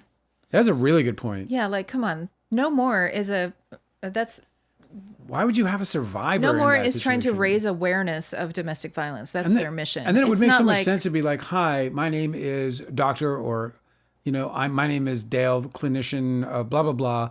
And I'm responding on behalf of Justin Baldoni because... There's also like lots of, I think there's 800 numbers you can call for, I actually don't know anything about this either, but there's a disclosure issue. But there's ways that you can reach out to somebody and give them information about what's local to them so that they can actually get some help like in their town. So the first response would have been, I'm not qualified to help you, and I don't want to lead you down the wrong, direction. Would it be all right if I put you in touch with someone? Would be the appropriate thing to do, because these people are disclosing to an individual, right? Like if you're disclosing to me, there's got to be some sort of an assumption of privacy, right? It's also weird. Like, so there's definitely the assumption of privacy. Absolutely. For sure. I got when I started, posting about my book last year or late 24, and, people were reaching out to me saying, please, this has to be kept between you and me. I had, an experience with Leo, or I had an experience with Tobey Maguire. And I got a handful of these messages from people who had been, who had these past encounters, and who had, in one case, they were like, nah, tell everybody and tell anyone, this is what happened. And then, and in the others, they were like, this is between you and me. I'm just telling you, like, I know you're telling the truth. I've been through it with them myself. Crazy. But that kind of intimacy, if I'm like handing that over to somebody else, or that kind of presumption of privacy, I guess is a better way to put it. If I'm handing it off to somebody else, it would feel like a huge betrayal. It also would be super strange for them for him to assume, he's trying to have his finger on the pulse of this situation, right? I mean, like this topic, right? He wants to be a person who's like at the forefront creating art that helps people, that could save a life, right? But and it didn't occur to me until this was just who said it in the chat? Why has this guy got such a fucking propensity for putting himself in a situation that he has no experience in or no personal thing vested in it? But he's like, but it becomes his thing. Like he's gonna make domestic violence. The guy, like I've lived personally through domestic violence. So if I were in a situation where I was making this kind of a movie, and then I decided that I was going to team up with I have my personal experience, and it was violent and horrible. Do you know what I mean? I have a certain, I guess for lack of a better term, a certain qualification in that regard. But at least my commitment to it is interesting. Like obviously I've never been homeless, not for more than a couple of days, but I've got this incredible amount of empathy and love for or want for reform for people who are without homes. So maybe I'm hypocritical, but it just seems to me like this guy does a lot of like, oh, I'm going to do it through the female gaze, but it's going to be me. Right. What I was looking for was I'm going to make it my issue, domestic violence, but that's never happened to me. I've never lived through it. I have no, that's not to say that he shouldn't have an affinity for making it, or a desire to make it the center or whatever. But he's certainly not relying on anybody else's advice about how that goes. He's not surrounding himself with experts. And I mean, he's saying just there that he wasn't going to, No. I'm talking about like in the creation of his script and stuff. Yeah. Like he never talked about how he had a sensitivity reader or whatever help him figure out like whether there was anything that might, I don't know. I mean, he's trying to walk a tightrope. What? A sensitivity pass. Yes. I was looking for, it was Katie Joy who said, weird that the thought of a survivor would be qualified, not a clinician or a social worker. It is super weird. Katie Joy said, like, as in a random survivor, like that in itself is not a qualification to help others safely and ethically. Super strange that he would be satisfied with that. He just like outsourced it to No More. He's like, listen, I give you guys money. Can you handle this for me? It's just so strange because they don't claim to be people who directly help people become survivors. No. They don't claim to do that at all. What they're doing is raising awareness. So they're basically like a publicity arm for the cause of domestic violence. It's weird.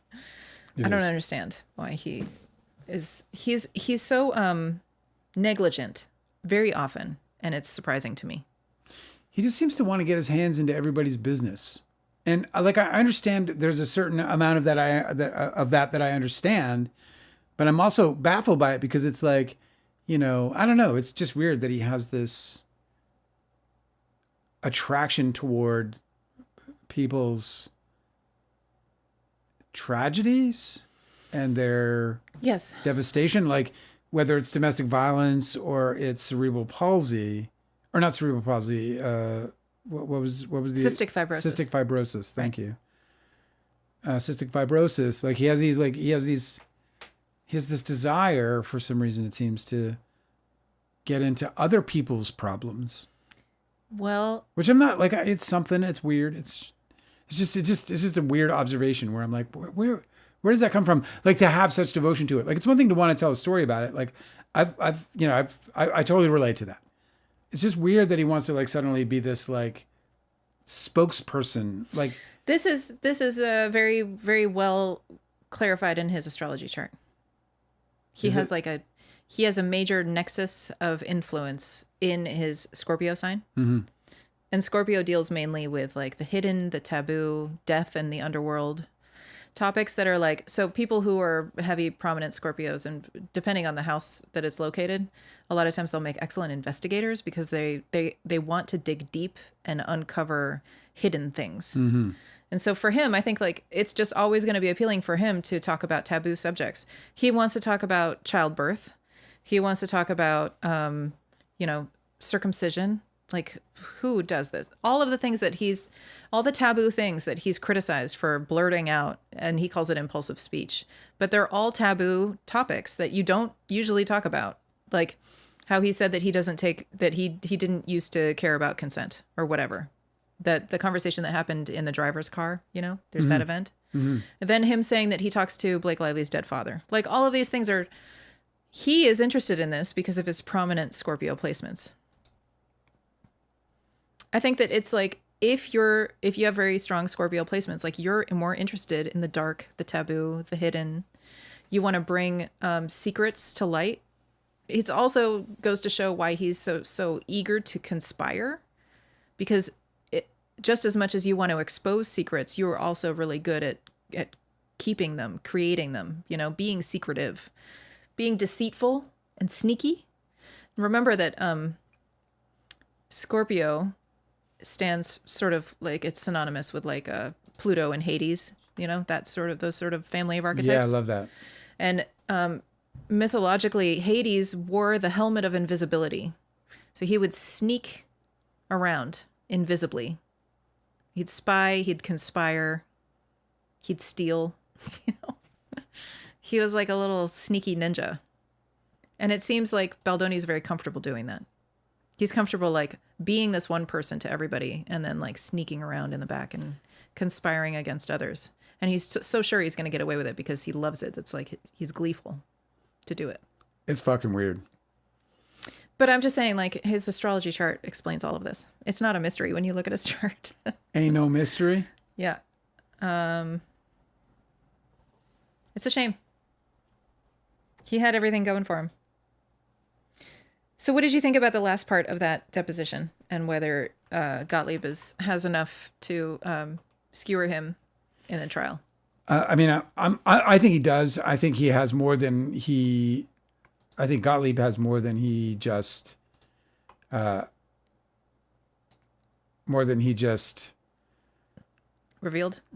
through the deposition. So, but I think no, that's true. He's not going to ask him what he doesn't need, right? Not necessarily. I mean, there's some things I think you do want to get on the record. But I think if you're somebody who I'll tell you this, if you're going to trial, I would imagine that you're going to keep some things in the bag. In terms of like the answer you're going to get. Yeah, because there's like 12 lawyers in attendance. Like, you're not going to just telegraph everything you're going to do. But I think lawyers in general, and Hanada and others with us today can speak more to this, but I think lawyers in general, you try to use discovery as a means to know every single response that they're going to get before they get on the stand so they can make their case and know without, without too many surprises what's coming. But, it's certainly impossible. It's certainly possible that he's keeping some of it in his bag, especially if he's like, if it's slam dunk stuff. Yeah. The junk farm just commented and reminded me of a slam dunk that he got. So previously Baldoni only said that street relations' entire job was to do monitoring. Yeah. And that has been their role. But Gottlieb got him to say that Baldoni admits that he sent them a bunch of things for them to boost and amplify. Yeah. So the junk farm is like, how do you boost and amplify monitoring? So, okay, you guys said it was only monitoring, but then he says he wants them all but to not boost to your it. client. You didn't say it to your client. They got a different message, and there's $100,000. So what else is there? Transaction. Yeah. Right. It's amazing, man. 100 G's, and he's like 100 grand, and he has no idea what they did. What a fucking gold mine for people. A scientist said they're talking about Nice Pool in the chat. Yeah. It's also, a scientist said it's also became the funniest thing that Reynolds has done in years. The minute that Baldoni whinged about it in a legal document. Yeah. That he created. It's so funny. Generally obnoxious. Like Phil Baumling said, I thought Nice Pool was just over the top Canadian. I had no idea that Baldoni, I had no clue about Baldoni until Friedman made that claim. Like, oh, that's definitely my client. Exactly. That guy who's like designed to be super obnoxious, that's totally all about me, right? Yeah. That made it was super, the Barbara super Streisand funny. effect. I know. So I didn't know about it. I've never seen No, me neither. what's it called? Deadpool. I've never seen a Deadpool yeah. movie. I'm not a Marvel DC guy, and I very rarely did. Do I watch those films? I watched one recently. Yeah. You said you were a fan of Spider-Man, and then they just fucking ruined that shit for you with Tobey Maguire's casting. Yeah, I mean, I was a fan of the cartoon. Mm-hmm. I never read the comics or anything. I was just kind of when I say I was a fan, I was a kid and I watched it and it was great and I know the song. See what I'm saying? Mescalero said there's so much data attached to digital engagement. It's one of the easiest PR tactics to measure. Really? Yeah, I think that's interesting. I hope I can afford a publicist one day. That for the good publicity. There's good publicity out there. I just want to. You don't want to drag your enemies? No, not at all. It might be kind of fun though, huh? I'm kidding. No, I don't want to do anything like that. I get enough of that just in promoting the book. It'd be great to just drag your enemies with the truth, right? Just be like, hey, check out this scene in the book. We talk. I know some of you like the astrology and some of you don't. But we were doing some just looking into the month and stuff, and just looking at some astrology, some of the weather or whatever. And there was some conversation around about my astrology that led right into this rewrite I'm doing on, like, this second edition I'm doing on the book, because I suspect there's going to be some serious changes in that fourth act, like not like major, like earth-shattering changes, but there are more revelations now. Huh. I've gotten more clarity. I've come away from it even, and I just feel like there's. Yeah, great. It's just interesting because, like, you pointed it out in the astrology, and I was like, holy fuck, because it was literally on my mind about, how there's more to the story that I haven't finished. I just think that's kind of interesting. And Bobo said, I just got back from dinner for my son's 4th birthday. That's adorable. It's amazing. I know, that's super cute. Did you guys do shots? Little kids are so fucking cool, man. That must have been fun, man. They're just like little and fun, and they just want to have a good time. Yeah, they're especially on a birthday. Genuinely happy and surprised, or genuinely not. They're not jaded yet. Yeah, like the rest of us. Yeah. Do you have any memories of being 4 at all? Yes, I remember very distinctly how much I loved swinging my feet in chairs. Really? And then I remember not being able to do. I grew tall very fast. I love that memory. I'm a very tall person, and it happened really early when I was a kid, and I remember being very upset that I couldn't swing my feet anymore. You could easily adapt that swinging leg thing into like this weird creepy thing too. Why? Well, like, like as a memory, but then like in a horror film, it turns into, never mind. No, it was all nice. Yeah, I know. I'm glad. The freedom. I don't know if I can remember anything when I was 4. I mean, I have like, I don't think I remember when I was 4. I have some memory. I have some memories when I was like definitely in that age range, like some trauma, but I don't think I have like memories where I'm like, I don't know. I don't think I remember when I was 4. I try to reach back, but it's like impossible to put a date on anything. I think it would have to be trauma. Like the only reason you'd remember it is if it was really horrible. It's almost like before I was 15, I have a hard time like saying, yeah, when I was 13, that happened, or when I was 12, that happened. Yeah. You know what I mean? Except like I remember where I was when Reagan got shot. So there's that. What was that? 80, 82? You do remember? I do. Yeah. Where were you when Reagan got shot? I was walking down a street. It makes it sound like you were involved. No, I was. What's your alibi? I was walking down a street. You were 10. It was like something you would put in a movie. I was walking down. That's why it was so memorable, because I was walking down a street and somebody came out of their house and just exclaimed it to the street. Ronald Reagan's been shot. What? And I was just walking down the street and somebody did that. They like told the world. That's so strange. It was like back before there was an internet. So they just came out, they just shouted it out to the neighborhood. Into the wind. And there was nobody out there except me. You're like riding your bike. You're like, oh. Yeah, and like, I mean, when was Reagan shot? Let's see. That is so funny. I think it was 80. Like, Ronald Reagan's been shot. And I was like, did you make eye contact with the guy? Yeah, well, it kind of terrified me. I was like, what does that mean? That's so great. I wonder if the guy felt really disappointed that you were the only one outside. There's only this dumb kid on his bike. It's brilliant. Ronald Reagan, 1981. So I was 11. I was 11 years old. You're like, Jesus. I was so shocked. I went running home and turned on the news, and sure enough, I just watched. It was the first time that I ever like watched special reports until they were like, I was exhausted. That's so interesting because it wasn't even your country. So why would this random Canadian guy care? Well, that opening scene, that original opening scene that I've read for the live, and that I'll certainly read on the Patreon again, because I'm going to put it in the new draft, where I travel with my father on the truck. He's a truck driver and he has a trip into the United States, a very brief dip into the most northern part of the United States, to pick up a load of whatever and bring it up into Canada. And in that scene, I talk about my reverence for America. I mean, like everybody else who wasn't an American and who was absorbed in the pop culture coming out of it, I thought America was the greatest country on earth, and, to some extent it was, or it is. There's a lot of America that is greater than anywhere I've ever been, but man, it's got an underbelly. Turns out. There's some fucking shadows in this motherfucker. Quite the facade. Not all good. Not all good. That's amazing. John Farm said Dale was so old they had a town crier. Ronald Reagan has been shot. It's hilarious. Ronald Reagan has been shot. It was like that. What was another like major event you remember where you were for when you were a kid? We were in school watching Columbia blow. I was in school when Columbia blew up, and we watched it live in school.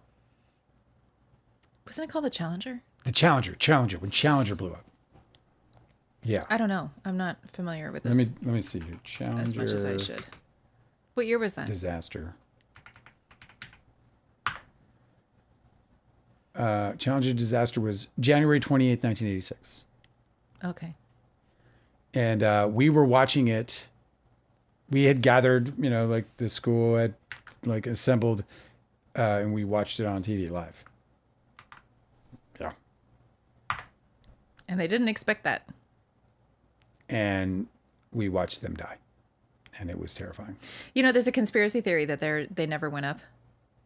They just disappeared. Those always astronauts. Always a conspiracy theory, But they've got pictures of these people who look exactly like them. I think the reason why there's always a conspiracy theory is to hide the actual conspiracy theories. So I think a part of... they're like shiny key. Look over here. Don't look over there. Like a part of the doctrine of conspiracy theory is to throw it out at everything so that you can have the ones you have. Wait, because Well, like conspiracies happen. It's not like One of the every ones that- conspiracy is like unfounded. Like conspiracy theories sometimes are conspiracy facts. I'm saying, I didn't say, I just said, So, I just they're not said, all- I said they throw it on everything Yeah. to as a front to be able to hide The real conspiracy. which are fewer and far between. Like, for example, I remember when I was, I don't know how old, it would have been whenever, well, I don't know, but it was pictures of JFK alive in like Switzerland with the, the cognition of a 5-year-old. Oh, really? Yeah. They said that And it was like these that they pictures of saved him like playing and being like, ah. They And saved him and that he didn't die. Yeah, That right. they did save him, but that they. No way. So you know what I'm saying? Yeah. And then there's the, if you believe they put a man on the moon, man on the moon. Oh yeah, that one, yeah. Those are good stories.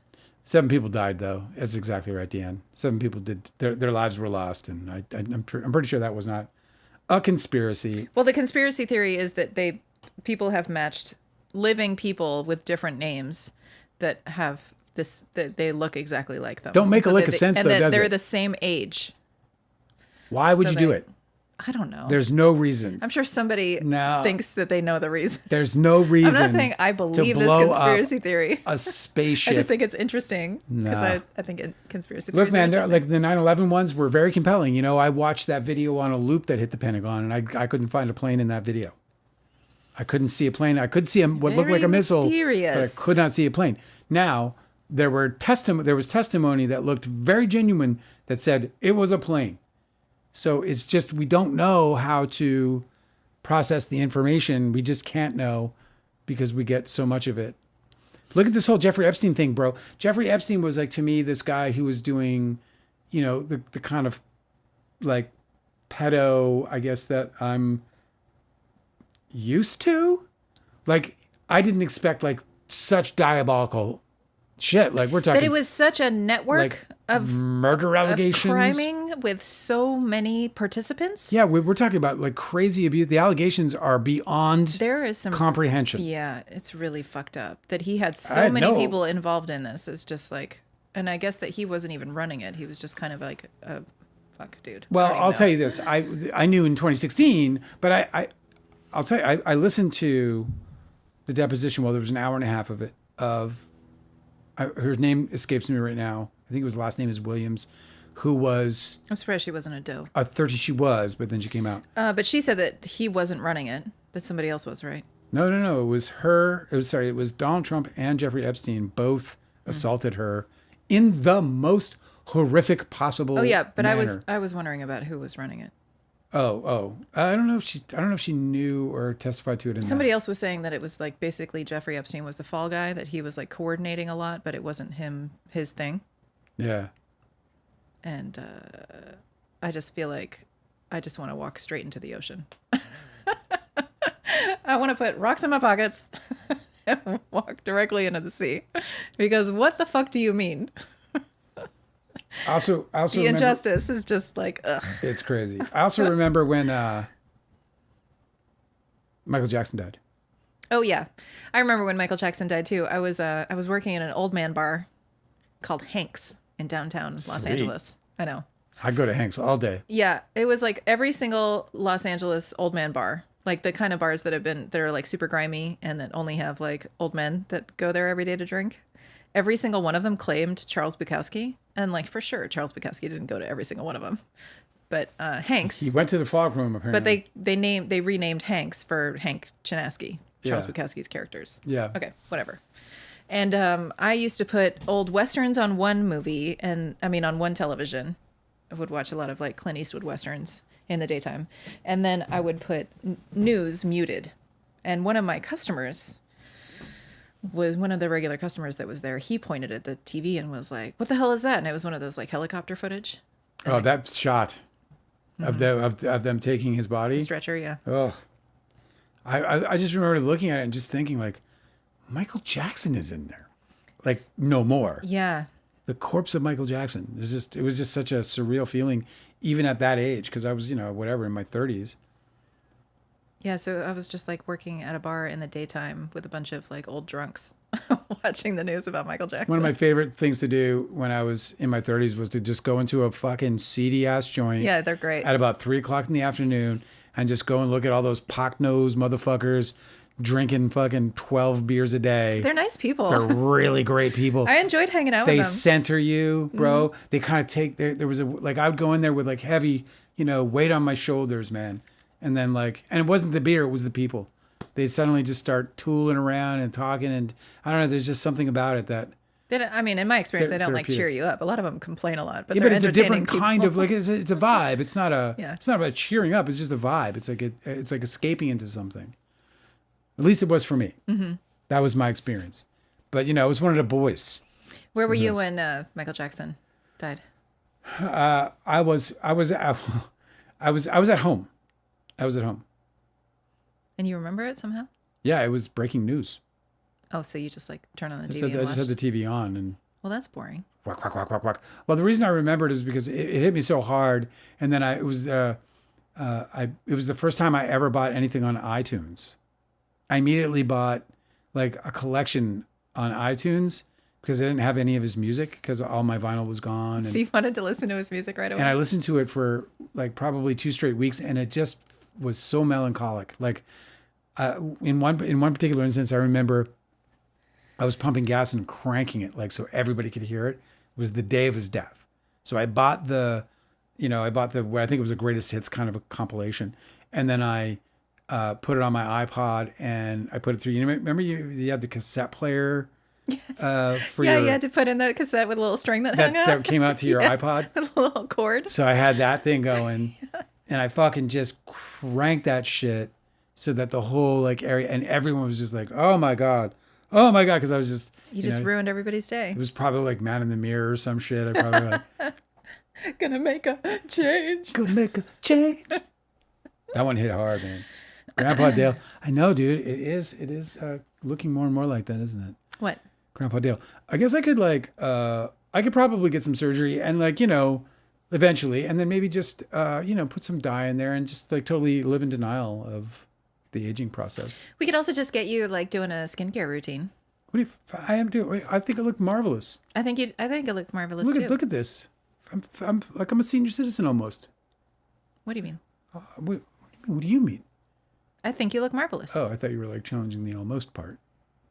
Oh no, I was challenging the senior citizen thing. You don't look like a senior citizen. I think we should ask the chat what you guys want us to read next. I think I was my thumbnail was Justin Baldoni finale, and we had 67 viewers tonight, which is one of our lowest nights ever. Well, since we started this channel, anyways. You look marvelous, darling, says Sarada. So, what do you guys want us to read next? I know that I would like to read the report by one of the expert witnesses, the woman who is responsible for coining the acronym DARVO. Right. It's like a 75-page report, so I'm not going to read the whole thing, but I want to read it and then tell you guys the highlights. We haven't read Jamie Heath. We read some. We started to read his, and he was so boring that we just dropped it. But we will. But he's a star witness. We definitely have. I started to read his earlier. We have much more of his depositions now, so we can do that one next. Yeah, I want to do the PGA letters. I think I want to read those. Well, when Aw Scientist is here, she said she had to bail out on an emergency. Unfortunately. Oh no. She said an emergency for her friend. Oh. And she's going to catch up on the replay. So hopefully everything's okay. And she'll be back. And when she comes back, I think I want to do the PGAs when she's here because she requested those. Okay. Hopefully John Farm will be here as well. I definitely want to do those. The other thing was so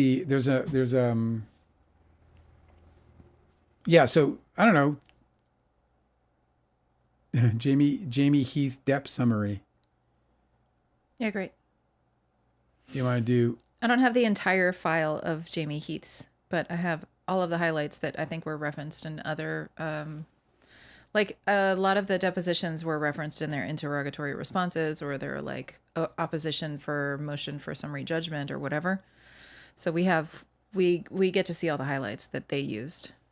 Did you see, by the way, speaking of or Jeffrey Epstein, did you see that that one that they're hiding where the person was they wrote what the hell did they write? It was frightening, dude. It's upsetting.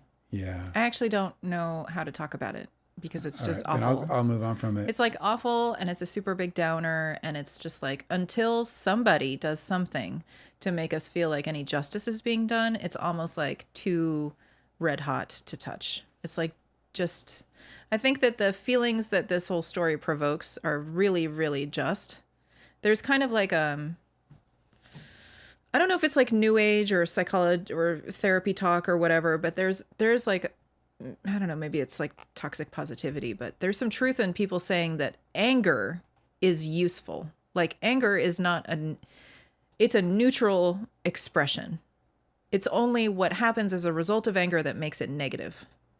But oftentimes somebody's anger is actually very righteous, and it helps them understand when something unjust has happened or when something's happening to them that's not fair.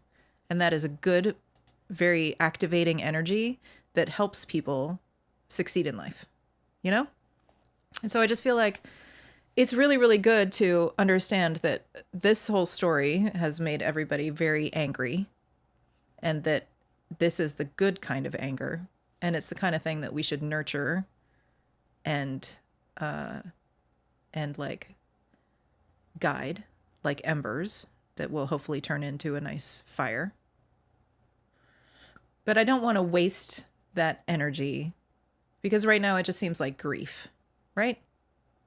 Like hopefully something will happen. We'll be able to direct all of this anger about this situation into something constructive.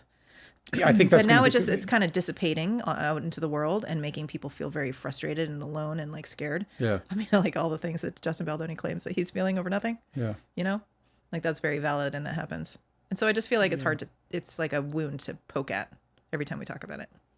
So, by the way, you were right about this article about the dividing of Hollywood. It looks like they're talking more about like what was going on with Sony calling, one executive calling him a moron, Justin Baldoni, and then another calling her a terrorist, Blake Lively. Yeah, so Josh Greenstein is talking about how Baldoni should never work again. Who the fuck are these people? What do they think they're, you can't behave like that in this town.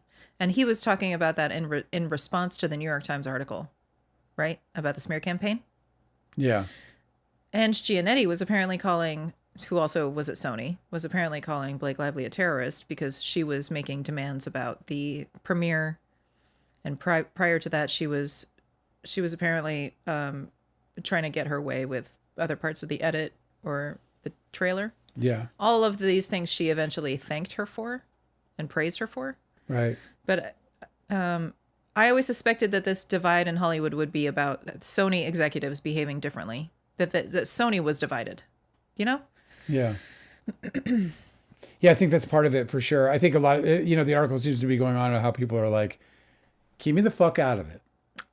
Yeah. Like, that's obvious. But do you think that anybody It's like, oh, hey, listen, I'll be happy to testify on your behalf. Yeah. Do you think that there's anybody in Hollywood that is siding with Justin Baldoni in this? No, I don't think there's any chance that anyone of substances. I mean, I think there'll be people who do. Yeah. I mean, besides like Woody Allen's wife. Because she's apparently eager to speak up. I mean, they're going to be people. They're going to be people. I don't think the majority of people will. No. I think it's fairly obvious. I think if anyone's, a lot of people have opinions on this case who haven't spent much time delving into the facts and the evidence. We've spent a good deal about it. We obviously don't know all the evidence. It's impossible. We're not going to read 1 million documents, but, or 5 million documents, whatever the number is. But, oh no, that was the Epstein files. We're not going to read all these documents still. But I think we have a better than average, point of view. I feel like we've read the majority of the documents that have come out. Oh, not the majority, I wouldn't say. But I don't think that, I haven't read, there's a lot of letters that are being written by the lawyers to the judge, and I haven't read all of those. Yeah, and there's also anyway. There's like reports and stuff that we've out. only read like 4 depositions. There's like 25 of them. But as I'm saving every one of these from the docket, as I'm saving every one of these pieces of evidence, I'm reading them to see what they are so I can identify them so I can find it later. So yeah, I've read them. There isn't a whole lot that's surprising that's happening. Let's read the IC next. The intimacy coordinator. Yeah. Great. Yeah, Hanada threw that out. I think it's a good one because it'd be very interesting to hear her perspective on Blake Lively in particular, obviously. So yeah, I think we'll do that if you're cool with that. Oh yeah, definitely. Awesome. This DJ takes requests just fine.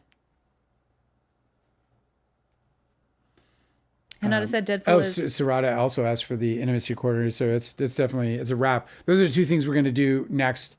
We're going to do PGA letters. Yeah. Which we've already dipped into in our private life, so we have some familiarity with those already, and then the IC Depot as well. Sony stuff, asks Jacqueline. Good to see Jacqueline. Oh, like Sony depositions?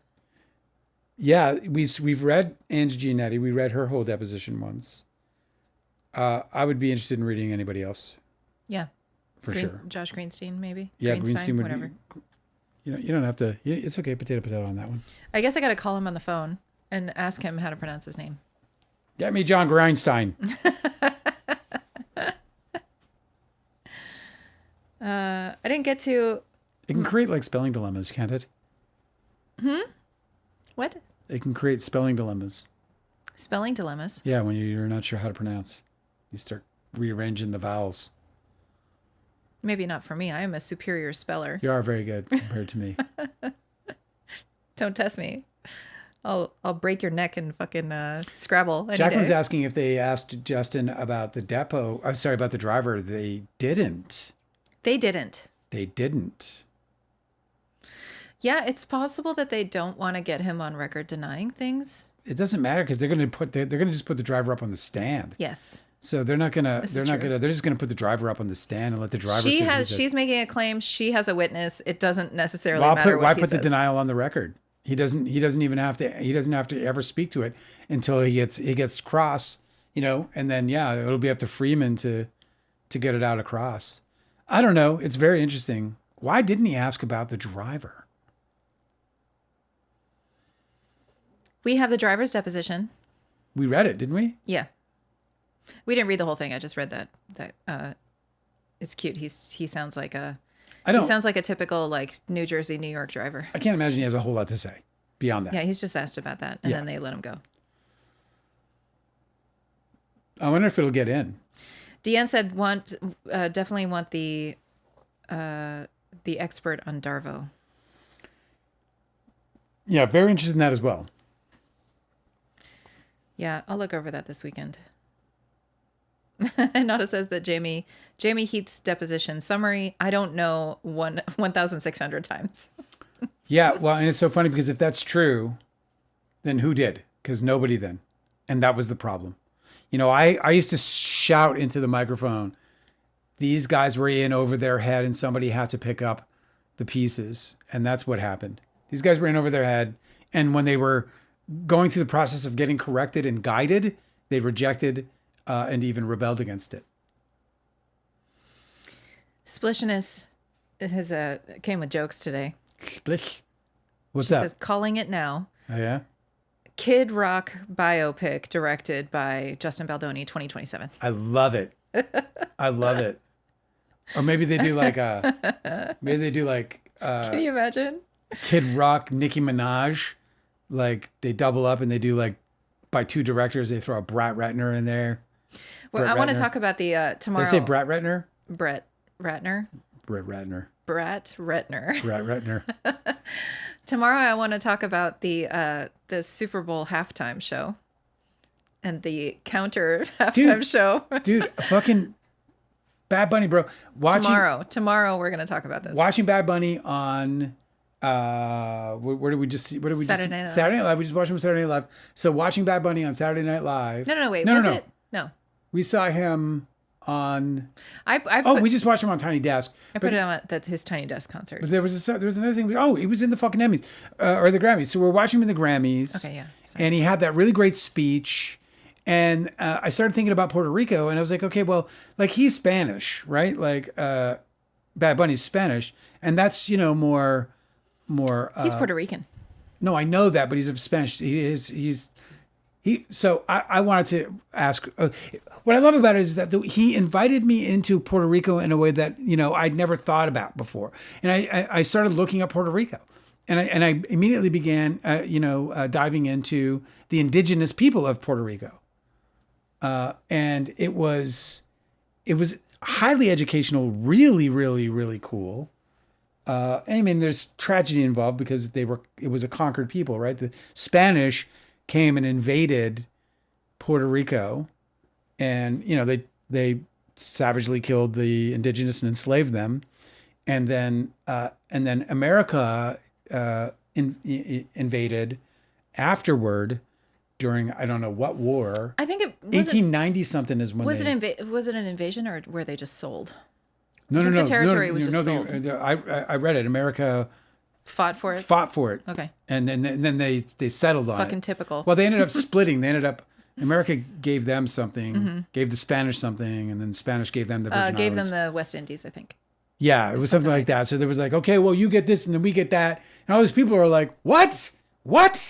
This is my house, bro. Yeah, right. So it was crazy, but the indigenous... just a little bit of imperialism, no problem. A little bit of a colonization, no big deal. Yeah. Well, but the Tiano, that's who they are, the Tiano. And they're the Arawak-speaking group that inhabited the island called Borlikin before 1493. Why are you talking about this? I just think it's so cool that Bad Bunny has this, like, there's something about this guy that is super, super magical about him. Because he just got me motivated to like rarely do I go, oh, I'm going to go look into the history of the islands, but there's just something about him that is like, there's a magnetism about him that like I'm infected by. And I really don't care for his music in that I'm not like, it's fine, but it's not something I pursue, Like when I started listening to Taylor, I was like, I could listen to this. And it's not that I wouldn't listen to his. Bad Bunny, it's just that I'm not like probably going to get the record. You know what I mean? Mm-hmm. Mm-hmm. But I love it. It's great. He's really passionate, and I love, that sound. But, I just think he's so powerful because he's not even giving me something that I really truly desire ultimately. But yet I'm very compelled by him. It's pretty cool. I learned about the Tiano, which is really neat. I never knew anything about the Tiano. I also didn't know when. I think it's Taino. Taino. Yeah. Taino. Yeah. Okay. Well, what do you want to have, a scrap? You want to go at it? You want to go toe to toe? We're now on the live. You want to wrestle? You want to wrestle? Shall we? What do you think? Yeah. Let's. You want to go have a slow dance in the kitchen? No, I'm going to wrestle. Under the. You want to wrestle? Yeah. Okay. You slow dance. Okay. And I'll wrestle. Yeah. I'll probably figure something out there. We'll see who wins. I'm starting to sound like Baldoni. What? How? What did I do? Do you feel sad? I'm not a perfect person. What do you sad mean? And alone and traumatized and fight or flight when your movie is winning the box office? Is that how you sound like Baldoni? All right, guys. Well, we'll figure it out. I don't know how I sound like Baldoni. Maybe it's my voice quality. Mm-hmm. Maybe it's just my voice quality. I don't know. Is it my voice quality? His voice notes? I don't know. All right, you guys. Well, we had fun tonight. We finally wrapped Justin Baldoni. I'm thrilled with that. It took a long time. Thank you for reading all of it again and again and again and again. You did such a great job. Yeah, no biggie. You all now have all this ammo. Mm-hmm. I know so much more now than I did. And I think it was really bad for him and for his case. I think it was really, so really, really, really, really, I mean, really bad. I struggle because I'm very biased at this point. I'm very biased for Blake Lively. I recognize that in myself as well. I don't know. I really struggled to discern where he won any ground in his deposition. We'll see. Oh, because Archival says because I'm complimenting Bad Bunny's passion and not his work. I like his work. Oh, did you say he looks sexy in his outfit? Yeah, he looks sexy in his outfit. It's not even about that. Like, it's just, I don't know what it is about him. We watched his tiny desk and it was just absolutely fucking delightful in every way. And it wasn't because I was like sitting there going, "Oh, I can't get over how great this is." I was musically. telling you this about even if it is great music. About Kendrick Lamar. Yeah. Okay. The reason why everything that Kendrick Lamar makes is magnetic, Yeah. and why he succeeds so easily is number one, because he's talented, obviously. Yeah. Like nobody is going to be able to succeed if they're not talented. Clearly. But because he reps his neighborhood, and he reps where he came from, and he draws from sources that came before him, and he reinvents them or repackages them in a way that is attainable now. All of that. It's a well of wealth that he is drawing from, and artists that do that succeed every fucking time. This is why hip hop in the 80s, in the 90s became so huge, is because they were all sampling old musicians that had succeeded before them, and they were taking samples of here and samples of there. They're bringing that energy forward. I think that people are really attuned to being able to recognize that. Bad Bunny's music takes all of this older influence, right? He's making music that has been created before, but he's modernizing it and repackaging it, and he has this quiet confidence that is undeniably like interesting and powerful, captivating, and comforting. Yeah. Right. Yeah. And so all of those things. So he's drawing from all of these, from this huge well of resources. He's always, no matter what he's doing, repping where he came from, and like all of that packaged up together, you can never miss. That's always going to be something that you can market to anywhere in the world, and they're going to be like, that is fucking authenticity, and it's like so magnetic, it's undeniable. This is why we only just discovered him, because he's winning these awards. And like he's like top 5 right now. Like I could listen to his music forever. It's not even a genre He's I'm the interested number in. one pop star in the world right now. I want to learn better Puerto Rican Spanish, because it's not exactly the clearest Spanish anybody speaks, just so I can learn his lyrics. By the way, But that's why there's a formula. He follows it. It's like, but it doesn't seem like he's thought about it. It's effortless. It comes from within. When you draw. This goes into astrology too. Like the very lowest house in your entire astrology chart is the 4th house. That is the house of your ancestry, and it's also traditionally, the ancients said that was the house of wealth, because your ancestry, your home, your parents, where you come from was traditionally where you could have wealth from the land or from your family's previous work that would then be yours in this lifetime. Okay.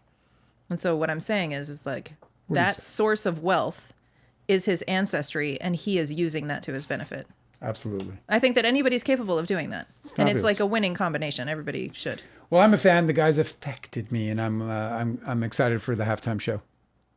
Sorry, I went on about that for You got to calm down, bro. Maybe pump the brakes. We were leaving like 10 minutes ago, and I'm like, and another thing. Happiness is asking if we're doing Patreon astrology this Sunday. No, it begins 1 week this Sunday. Yeah, Dale's a little swamped. I'm finishing the website for the astrology website. I just got some things to do. I also have to do some reconfiguration in the studio. And then, so 1 week Sunday, we start the astrology, and it's going to be fun. It's going to be really fun, man. We're going to dig out some great books. The thing about it that I really love is that it's not just astrology. It's also archetypal study. Like it's the study of mythology, because that's at its core, that's what astrology derives from. So yeah, I think if you're doing it right, you're always talking about them. Absolutely. So we're going to learn about Kronos, and we're going to learn about, and they're fun because they're deep, awesome, crazy stories. Like I didn't know that Kronos got word that he was going to give birth to the child that would usurp him, and so he began eating all of his babies, and his wife hid one from him. That was Zeus. And the way she pacified her husband, Saturn or Kronos, was by feeding him a big stone, swaddled. And he ate it. And he ate the swaddled stone. He's a fucking and dumbass. then they went off with Zeus. Zeus escaped. And then Zeus, of course, began to, then grew up to. Classic Kronos, bro. And he became Lord of the heavens and the earth. Fucking bro, so he's a fucking rock. Doesn't awesome. even know it. Yeah, thank you, Happiness. Happiness is on the crew. So it's like we're going to have a lot of fun learning about all that and just enjoying that. So, and that kind of bleeds over into the writing segment, which there's going to be daily writing videos. If you're interested in that, it's going to be interesting. You got to be like a writer for that stuff. But I'm also going to be doing a weekly writing recap, basically, where we talk about what we're learning and what we're growing. It's going to be fucking great, man. I'm really excited about it. I don't care if there's one person there or 400 people. It's going to be a fucking deeply engaging experience on But both levels. it's going to be a little while because you have to catch up on some shit before you can. It'll be next week. My aim is I got some things to set up here. My aim is to start the rewrite next week. So then on Saturday and Sunday, I'm going to do Saturday writing videos for the crew, and then we'll do the astrology videos on Sunday for the crew, and that's all included with your Fancy. $1 a month donation. All right, you guys are amazing. I love you guys. I'll see you tomorrow. It was so fun hanging out with you. I hope we'll have another good time again in just 24 hours or less. Good night, Angela. Good night.